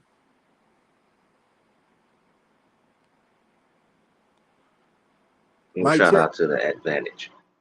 I don't know. Nobody is talking in the chat since last night.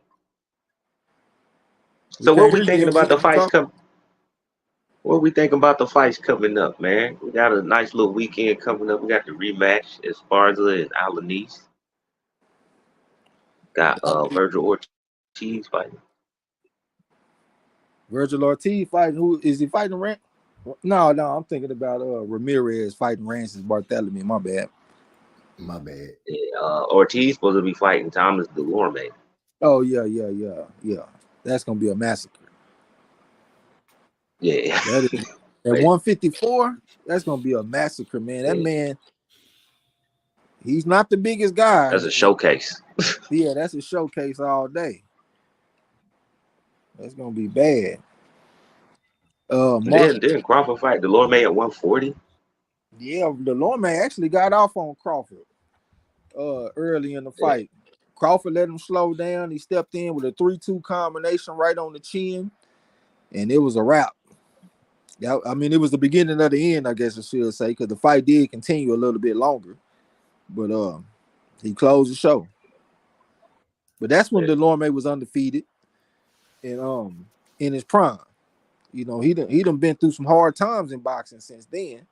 He got a first-round knockout on his resume against Bruce Ennis with one of them high on the head right hands that he be landing. I actually see the same type of punch from Morrell just from the southpaw stance that it almost looks like it's to the back of the head, but it's like high on the head towards the back of the head. But it's effective. You know what I'm saying? It's effective. Yeah, that's gonna be a massacre. Eric also said he got to go back and watch the Scrappy fight. I think I saw the Scrappy fight. Yeah, I did. Yeah, we won money on that shit. Scrappy got that, man. We won money on that. We had David Jimenez plus 140. Yeah, I watched the fight. Is what I'm saying. I got a chance to see the fight. I'm answering Eric because I think Eric Scrappy. I don't know why I thought he looked like one of those. Every time I saw him when they showed his picture, his fight picture, I always thought him from being like a California gangster. Yeah, he earned some respect from me though. To only have 25 amateur fights 2.5 on the scale, go up against a 4.5 and go the distance and fight back and be competitive, he earned my respect. You know what I'm saying? But I just knew they were tripping with them odds. How the fuck he the favorite? You know what I'm saying? This man got 25 amateur fights. He going against somebody with 350 from Costa Rica down there fighting them Cubans and Puerto Ricans and shit. Y'all, shit, you ain't got to beg me. That's one of those trick 'em bets. Medallita, that's my guy. I've been fucking with Medallita for a few years now. Ever since he fought Ricardo Sandoval in California.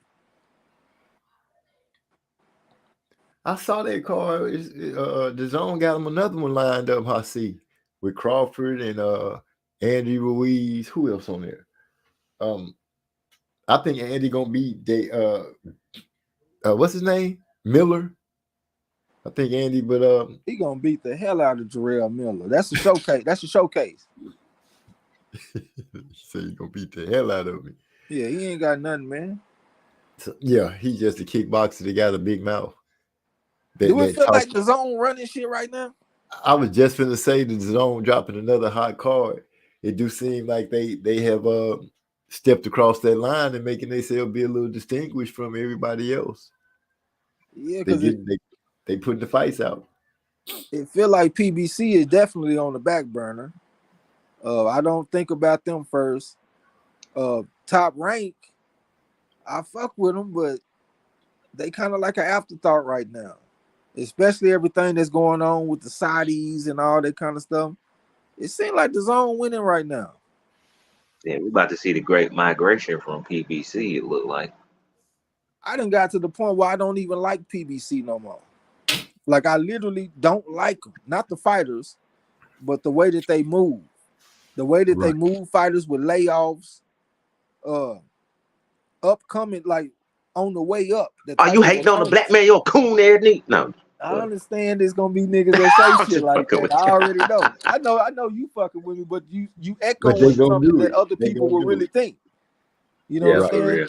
Yeah, but I'm just looking at it from a pure boxing standpoint. I would like for them to move fighters in the beginning and put them in a position for some success. You know what I'm saying? And it might not always work. Like Little B-Hop, for example. I thought they did that with him. B-Hop fought some good fighters on the way up. He was fighting undefeated fighters frequently, and it was some with some deep amateur backgrounds and shit too. Is one in my head right now that fought a few weeks ago. God damn, I can't think of his name. He was like 21-0 with like 7 knockouts or something like that. Ruben Villa. He was 116-17 as an amateur, was a national champion. He was undefeated when he lost to B-Hop. So I thought that was a good type of fight on the way up. You know what I'm saying? Even though it was kind of dangerous, but that's how you build a fighter to be good. And it didn't work with him, but overall, I think that's how you need to move fighters. But that's the only example that I have. When you compare them to Top Rank and how they move up and coming fighters, how they promote them and get them ready for the spotlight, as far as like when they step up in class and stuff like that, I think they do a way better job.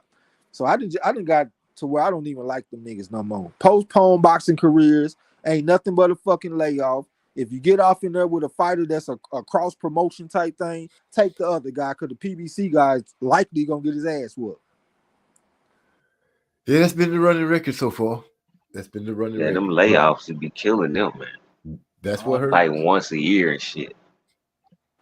That's something off of Crawford too, but I went back and I looked at Crawford. Crawford actually has had several times where he fought one time a year. So for him to go off in there with this fight with Madrimov, it's gonna be like a year layoff. If the fight takes place, I was like, man, that might hurt him. But when I look back, I saw, well, okay, he got several times where he fought in 12 months, 11 months, and shit like that. I think I saw like 4 fights where he fought like one time a year. So this is not uncharted territory for him. So we gonna see Crawford, and plus, you know, if he in a layoff, it's a level 1 layoff. That nigga stay in the gym. He a gym rat. He love to train. It's a family thing with him. He train with his kids, all kind of shit. That's just part of his lifestyle. So he gonna be okay. Yeah, that's what I was about to say. You know, he stay in the gym. So. Yeah, his level layoff not like a level 2 or level 3. Yeah, ain't no level 2. It's straight level 1 with him. And we done seen here recently too with them level 1 layoffs. Motherfuckers been fighting. Like Brandon Adams came off a 3-year layoff and went out there and whooped the shit out of Ismael Villarreal. Stopped him in 3 rounds with a body shot. Did a good job. Goddamn, Jack Colkay, the guy from he from Germany. He fought against Demetrius Andrade and all them motherfuckers in the amateurs. He a good fighter. He just had a fight with this guy, Bektemir Meliku. I can't think of his name, man. It's one of them names though. And that dude there came off a layoff and he beat Jack Colkay. He was a devout Muslim, and he said that discipline helped him during the layoff. And I have noticed, like when fighters come from where Lomachenko from? Ukraine. When they come from the Ukraine, the motherfuckers they be fighting off layoffs. I seen it with Lomachenko. He came off a layoff, did very well against Jermaine Ortiz. Serhii Boachuk, I saw him come off a layoff and get a win. It was another. It's been several Ukrainian fighters that I've seen come off layoffs and perform like they ain't even had a layoff. So it's certain regions that handle layoffs better than other regions because they just seem to be more disciplined as a whole. Yeah. Rod X said the Zone has a card every weekend, it seems like. Yeah, they've been putting on the better fights. You got to say that. Joseph Brown say Miller is a body bag. Yeah, he going to go out there. I think Andy going to touch him up. Yeah. Joseph Brown also said, I said this. He said, I said this the Zone's year to make the biggest fights. They took the reins since last year. So here's the thing about the Zone, though. They got a couple of promotional companies under their umbrella. They got Golden Boy and Matchroom over there on the Zone. So they ain't just like a promotional company. They just a network that's got multiple promotional companies under it. Yeah. And they also work with the free agents too. They don't mind like a Canelo or a Devin come over there and fight with them for a fight or two, then go somewhere else, then come back and go somewhere else. Like they don't mind that shit. I heard Eddie Hearn talking about that. You know what I'm saying? So I like how they move that shit. They're a little bit more malleable with the way that they do things. Yeah. That it's a smart move if you ask me.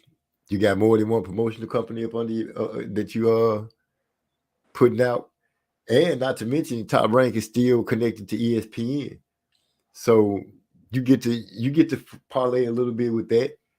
But they doing the smart thing by making it where the fighters can fight. Everybody can fight. They welcoming it. It seems like they are welcoming everybody in. Hey, come over here and fight on our platform. We'll get you out there. You don't have to wait a year before you have another pay-per-view fight in order for the bright lights to shine on you again. But and they rocking with the Super Boxing Fan, Your Excellency. So yeah, the chorus is on their side right now, man. Yeah, shout out to Al Sheik. We ditching Al Heyman. We going with Al Sheik now. All day. Wow.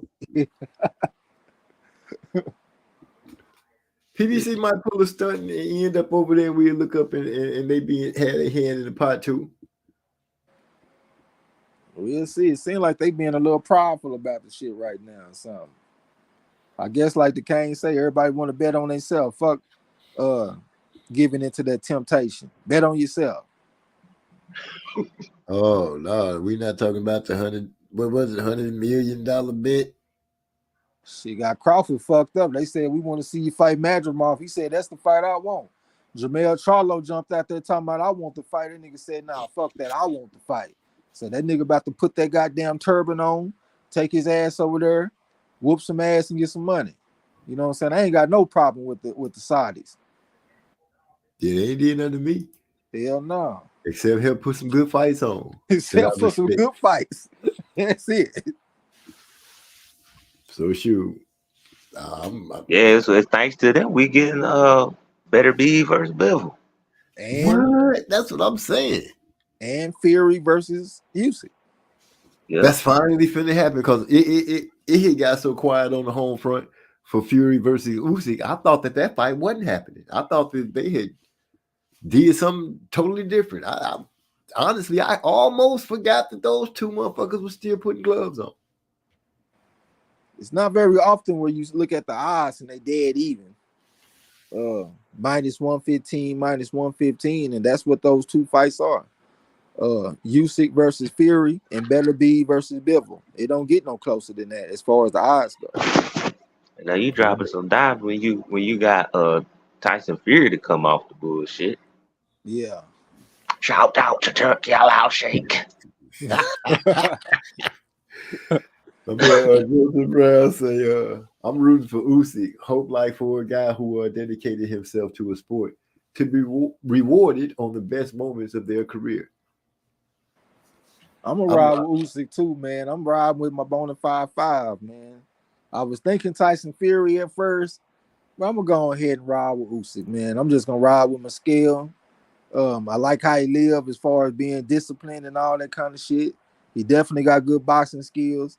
He was an all-world beater as a goddamn amateur. I'm talking about you ain't gonna find too many amateur pedigree better than him. You know what I'm saying? 335 and 15, all kind of medals everywhere. You know what I'm saying? AIBA World Championships, Olympics, all that shit. So I'm gonna ride with him. Yeah, but I know that dude probably gonna do something distasteful. I just don't trust old Fury, man. I just don't trust him. If he was with Sugar Hill, I like him a little better. Who he gonna be with? Hey, he is with Sugar Hill for this fight, right? I thought he'd been with Ben Davison or whatever that dude. I think he with Sugar Hill for this one, if I ain't mistaken. Well, if he gonna come in with the Sugar Hill Croc Gym, don't take a step back, keep the pressure on him. Instead of trying to cut a lot of weight, let's use the weight to our advantage. Get in there and wrestle and rough the motherfucker up.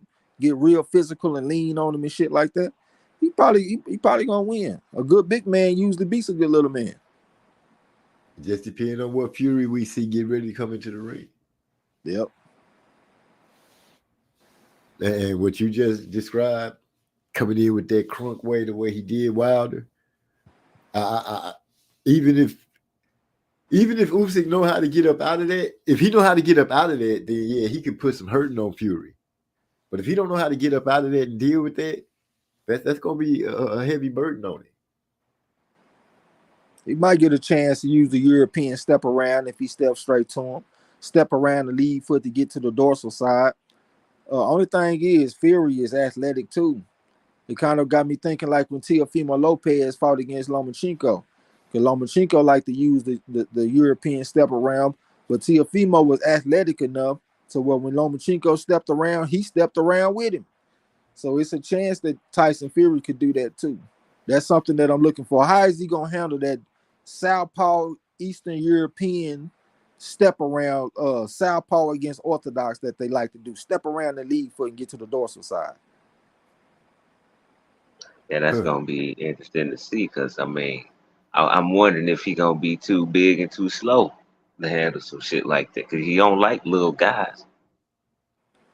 Yeah, they seem to give him the most trouble. Short Southpaw too. We saw him have problems with Otto all in, wall in. He a shorter Southpaw. He not that short. He like 6'5" or something, but compared to Tyson Fury, he's short. And he had some problems in that fight. So that's one of the reasons why I was thinking Usyk, because he got to go against a short Southpaw again. And when I saw it the first time, he didn't handle that well. Got a cut and all that kind of stuff. He looked kind of bad in that fight, even though he had just came back from his layoff or whatever. You know what I'm saying? So we got to factor that in too.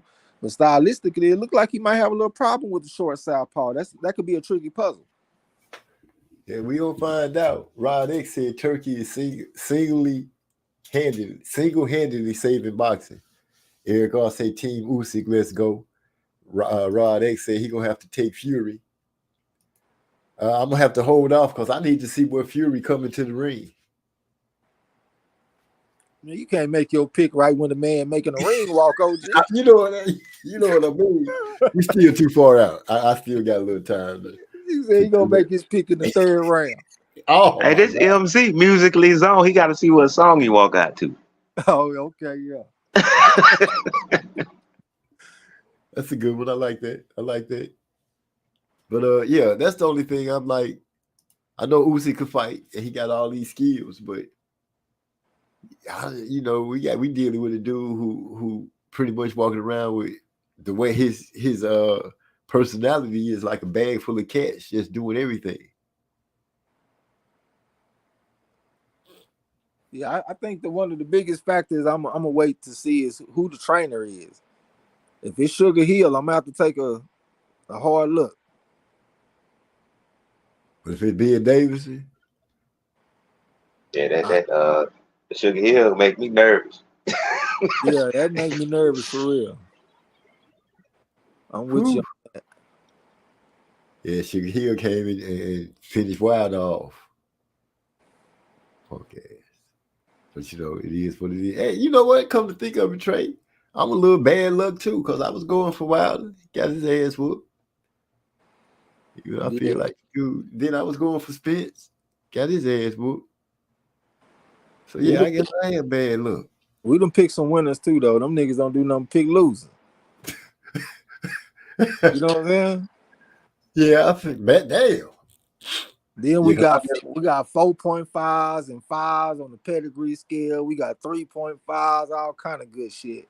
Them niggas ain't got nothing like that over there, man. They ain't nothing but cheerleader fanboy motherfuckers. Bad luck at that.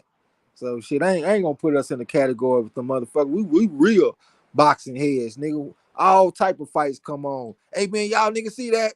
We all in Discord and shit. Man, that motherfucker getting them hands put on it, wasn't he? And it be some card in fucking Ireland or some goddamn where that don't nobody care about it except for us. Well, so what separate us from them is we watch boxing when ain't no black people involved. So we just like boxing. We just like boxing. You right about that. I agree. We don't give a damn what country it is. We get up at 3 a.m. and watch Japanese fighters. If they can fight, we watch it. That motherfucker hyphy be like, nigga, get your ass up. Set your alarm clock, nigga. They fighting at 3 a.m. and shit, we own it. You know what I'm saying? Australia, all kind of countries. Wherever they lacing them up at, if somebody got a lead, it's getting dropped and the family watching. All day. That is a fact. And they throw in some what is it called? UFC, MMA, mixed martial arts. What y'all call that other one? UFC? MMA. MMA, yeah. UFC is just one of the outlets for it. Yeah. Rod X said it's ironic. Let me put it up there. He said it's ironic. Sugar Hill would have been the perfect trainer for Wilder. I have given that thought before, saying that why Wilder didn't gravitate to Sugar Hill or take that, because the man that prophesized that you would what's his name, Fury was gonna be number 1 and 2 heavyweights. You should have let that resonate a little bit. That should have been a signal to say, hey, I know he passed away, but let me come over here and mess with the person that was right up under him, his nephew. Yeah, man, but sometimes trainers, when they kick in your ass every day and it's real strict, motherfucker be wanting to get away from that sometimes. And I'm not defending it. I'm just saying it's a fact. Like I remember Floyd Mayweather even. He said that with his dad, it would train and go to the room. But with Roger, it was train and you can have some fun. And he preferred that type of trainer. Somebody like Wilder, he might have had some strict type shit going on with Mark Breland and motherfucker like that. He like, man, fuck that. Let me go to somebody that I can do what I want to do with Malik Scott or even Mike Tyson. Let me get away from Kevin Rooney. This motherfucker here too goddamn regimented. Let me go over here and fuck with this other guy that's trying to use a goddamn water-filled balloon as an end swell because I don't want to be with Kevin Rooney them no more. Fighters do that, man. They'll go the path of least resistance when it comes to training sometimes. Even though it might not be the best for them, it's just a happier living for them. Huh. Wasn't it Kevin Rooney that pulled a gun on Mike? No, that was Teddy Atlas. It was Teddy Atlas? Okay. Yeah, okay. I guess discipline is not for the faint of heart. Hell no. Like if a trainer come and make you live like Crawford. Like you can't eat no candy, you can't do shit. You got to stay on a weight that's comfortable for them. You got to be training all the time in the gym, lifting weights in this motherfucker in the actual boxing gym, running. Nigga, that's a lot of fighters ain't gonna like that. Even somebody like Bam, I love Bam, but Bam, he gains weight between fights, so even he don't train like that. And I like the kid a whole lot, but he ain't Crawford, he ain't Floyd. Like it take a special type of guy. Like you have to literally like to do it. Yeah, I was just gonna say that. If you Yeah, do that's like any form of discipline for real, for real. Like that's why people can't stay in the gym more than 2 months. You know what I'm saying? you People gotta can't like stay on diets because discipline is hard for most people. Yep. if you do it, if when it comes to sports, if you do it a sport that you like doing, for the most part, you will have no problem going in there working out. For me, when I played basketball, I loved being in the gym. I loved going in there. I play all day, especially on Saturday and Sunday. I get up, eat breakfast, go straight to the court. It'll be dark when I come What home. you do at the court though? Nigga, I kill it. Don't play. You just be playing games, you just be shooting around? No, Or I was mean you doing drills? Was you doing competition. drills at the court? I'm going to the court where the competition is. But I do go to the gym and get my practice on like I'm supposed to. In college, I had a key to the gym where I can go in and shoot my drills. Shoot a 3-pointer and try to run to the gym, run to the net and get the rebound and dribble back out and do it again. And you got to do that at least 10 times, but you got to make your shots. Each time you miss the shot, you just got to go rebound again. You got to get 10, not in a row, but you got to hit 10 threes from doing that. You know how your legs feel and your arms after about shot number 4? Well, a lot of guys, they have a level of discipline, but then when the money come and the silk sheets come, things change. Like it take a special guy to go from riding in a goddamn Ford Focus back in the day. Now you riding around in the Beamer and you staying focused. You know what I'm saying? Them motherfuckers, they get some money, get a nice car, got some chicks, all kind of distractions. So it's hard for them to keep that discipline. But it take a special man to get all of the shit that his heart can desire, and he stay acting like he's still broke. And that's the main thing. We know which fighter that was in this generation or generation just passed. I mean, this motherfucker Crawford, he's still trying to prove himself. Me personally, I think he knows that some of his earlier fights was kind of shaky, like historically speaking. So he still want to put some more shit on his resume to cement himself in history. But just to keep that hunger the whole time. Like, have you ever even seen this man gain any kind of weight? Every time you see this motherfucker, he just in tremendous shape. You know what I'm saying? I admire the motherfucker for that. To be honest, each time I see him gain weight is because he was moving up to a weight class. That's it. That's all. That's it. That's all you're gonna see. And I like to stay in shape myself. I'm actually pretty disciplined my own self. Like here recently, all my sugar been coming from straight fruit like strawberries that got a low glycemic index in the first place. So my shit, I'm sensitive right now, nigga. I'm talking about man,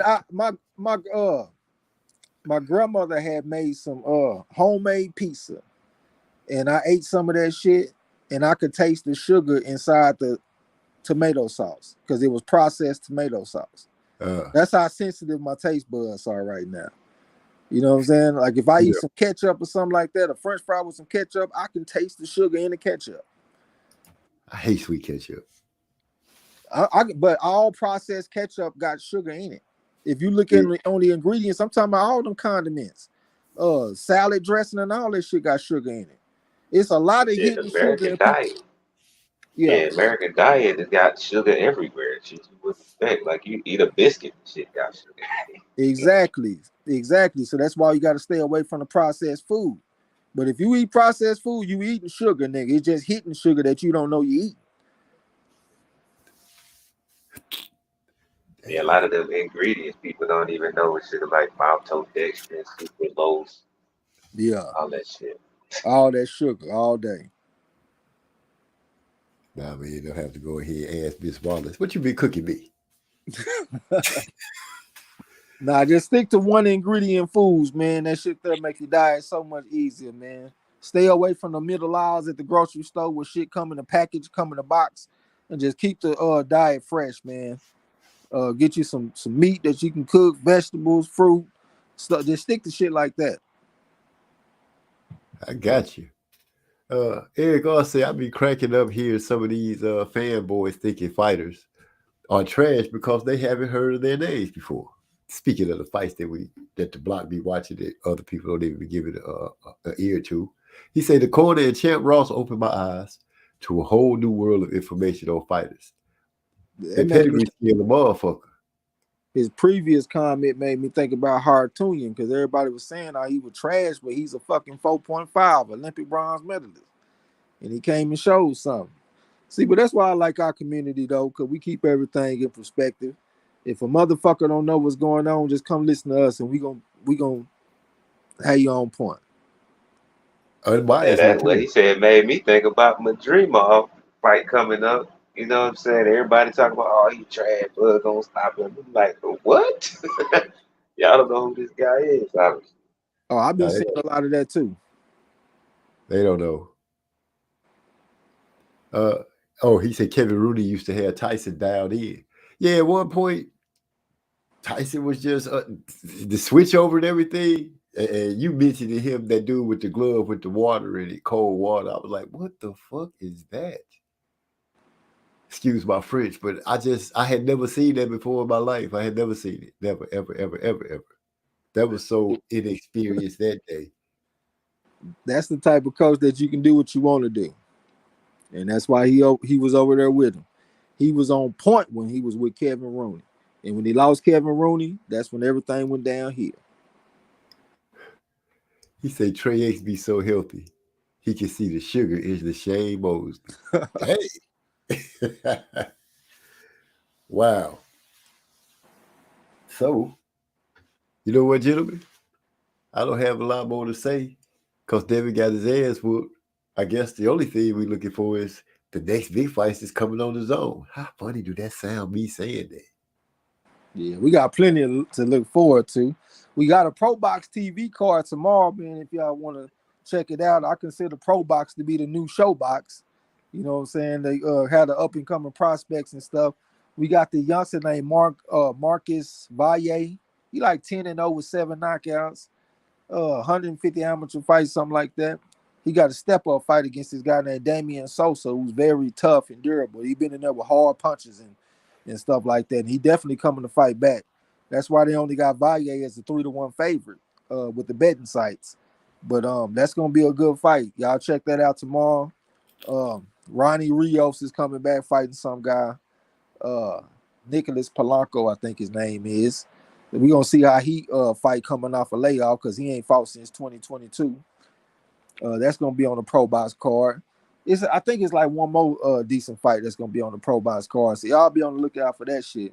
Also, we got like some Australia shit going on too with that Pampaloni or something like that. I can't pronounce it how I'm supposed to pronounce it, but he a decent fighter. He gonna be fighting on the Australia card in the next day or something like that. So we got some good shit to look forward to in the short run, and also we got the big fights in the long term, like as far as the Usyk and Fury and Better Beef and Bivol and all that kind of shit, man. So and also Tank Davis versus Frank Martin and stuff like that. So we got some good shit to look forward to. Yeah. Okay.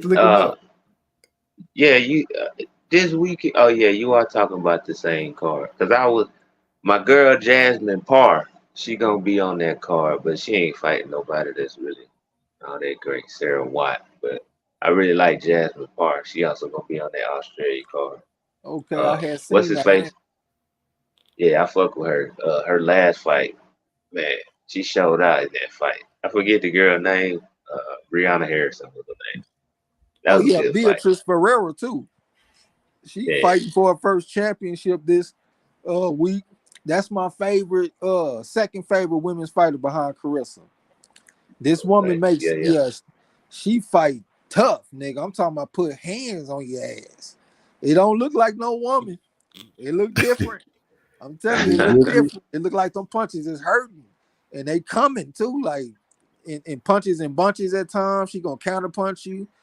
She hitting hard. She got a tough opponent though. She got an opponent that went the distance against Carolyn Dubois. And you know, as a woman fighter, Carolyn Dubois knocking hoes in the next week. So Yeah, for this one, so for this woman to go the distance against her, that means that she got some staying power in that ring. So I want to see how she gonna do against Ferreira, man. I think she gonna probably last, but Ferreira definitely gonna get the win for her first championship, man. So I can't wait to see that. That's what's up. Your boy Nikita Zoo also on that straight card. He got one of my favorite nicknames, the Butcher. Yeah. That should have been his brother, huh? Talking about hell yeah, Tim. Yeah. Yeah. But my most anticipated fight this week is the rematch. Marlon Esparza versus Gabriela Alani. I'm kind of thinking Marlon Esparza gonna come in there and just outbox her. Cause I really think she is the better boxer of the two, but Alani's just got more power. And I hope she changed her game plan up and she able to put them things on her. Cause I root for Alani's. So that's the one from Argentina, right? Yeah. I think that that first fight. She what now? No, I was just saying I would think she'd be a little better if she had a hook. When I look at her, I mainly see like 1-2 type punches. I think if she come back with a hook or something like that, I think she'd be a little better, even though many people felt like she won the first fight anyway. Yeah, it was real controversial. They having a rematch because she petitioned the WBO about the results. Yeah. I remember when they fought, you were like, man, that was a robbery. Nah, I thought them scorecards was crazy, basically. Little askew, but yeah, my boy Floyd Schofield, he having a rematch with Haskell Rose. I don't know why he rematching the guy, but he gonna be on the card. Maybe he feels like he could be better.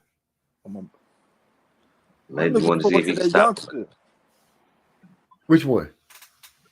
The youngster that's fighting that Mexican that knocked out that southpaw from Golden Boy. The one that went out there and I think he lost to Speedy Ellis. He an Olympian. He a 4 on the scale. Oh man, this guy, he a southpaw too. It was southpaw on southpaw. Alexis Roca is the guy that got beat. I can't think of the guy's name though that beat him. Fuck, I know he got like 31 wins with like 17 knockouts or something like that. But he went out there and embarrassed Alexis Roca in like 6 rounds, just beat the man down. And he got he on this card? Nah, he ain't. It's coming up soon. It's like a big fight that's coming up. Well, a big fight for hardcore fans. And he fighting against the brother that fought not that long ago. I think he fought on the zone. He like a tough fighter. He got some cuts in the fight though, and won the fight, but he got real cut up real bad. Man, I gotta go find that shit. I know what fight you're talking about. Man. He was fighting that cut. They both was cut, right? Hello? Are you talking about Giovanni Santilli? I can't think of their names, but I know both of them was cut from headbutts. Giovanni Santilli is fighting Brian Norman Jr. That's what I'm talking about. There we go. Okay. Yeah, that's the fight. That's 2 deep amateur backgrounds going against each other and shit. It's like a 3.5 versus a 3.5. So that's gonna be a good one to look out for. It seems like they see that Brian Norman Jr. like a crash dummy type motherfucker, so they just go ahead and throw him in there with Santillan. Where he gonna be on that Navarrete versus Dennis Berinchik card. Oh yeah, that's gonna be a good one. That's gonna be a good card then. Hey, they've been stepping up the undercards here lately a little bit, man. Because I remember it was a time where the undercards were damn near non-existent, and now when you look at the cards and you see the undercards, you be kind of intrigued. It's fill it up. They got enough fighters to fill it up with. That if they just keep the rotation going, it'll be great. Rod X said Trey X. I put my picks in. All right, I got you. I was Eric gonna go R. back and check. Eric R say I like Du Bois and Fundura's little sister. Yeah, I love Fandora little sister, man, Gabriella. Yeah, Her little man. stuff be fighting. I think she got a pretty smile and everything. Like I just like her as a fighter. Hold up. Eric Arthur, Dubai was awesome, family. I just got back today. Food is very good. The people was real nice. And the architecture is the best I've ever seen thus far. All Wow. right. Man, we're gonna have to hot chop it up about that, Eric Arthur. You're gonna have to hit me up so I can ask all kind of questions. They don't let you smoke weed over there, do they? Hell no. Oh, Right? I don't know. That might be the hold up for some people getting to go. Yeah, I don't think you can. I think that's against the law over there. Oh man, I don't want to break the law. Fuck no, especially in no country like that. Hell no. But I get beheaded. Oh, Real shit. dude, can you imagine? Got MZ over there in one of those jails. What happened? He has weed with him. What? I'm all on camera crying. Can we come to some kind of understanding? I got a wife and kids, grandbabies. Hold up. What is Sheik that like boxing? I like boxing too. Come on, work with me. Somebody do something. Said yes to put me on game. Made sure I was safe. That's my homie. Already.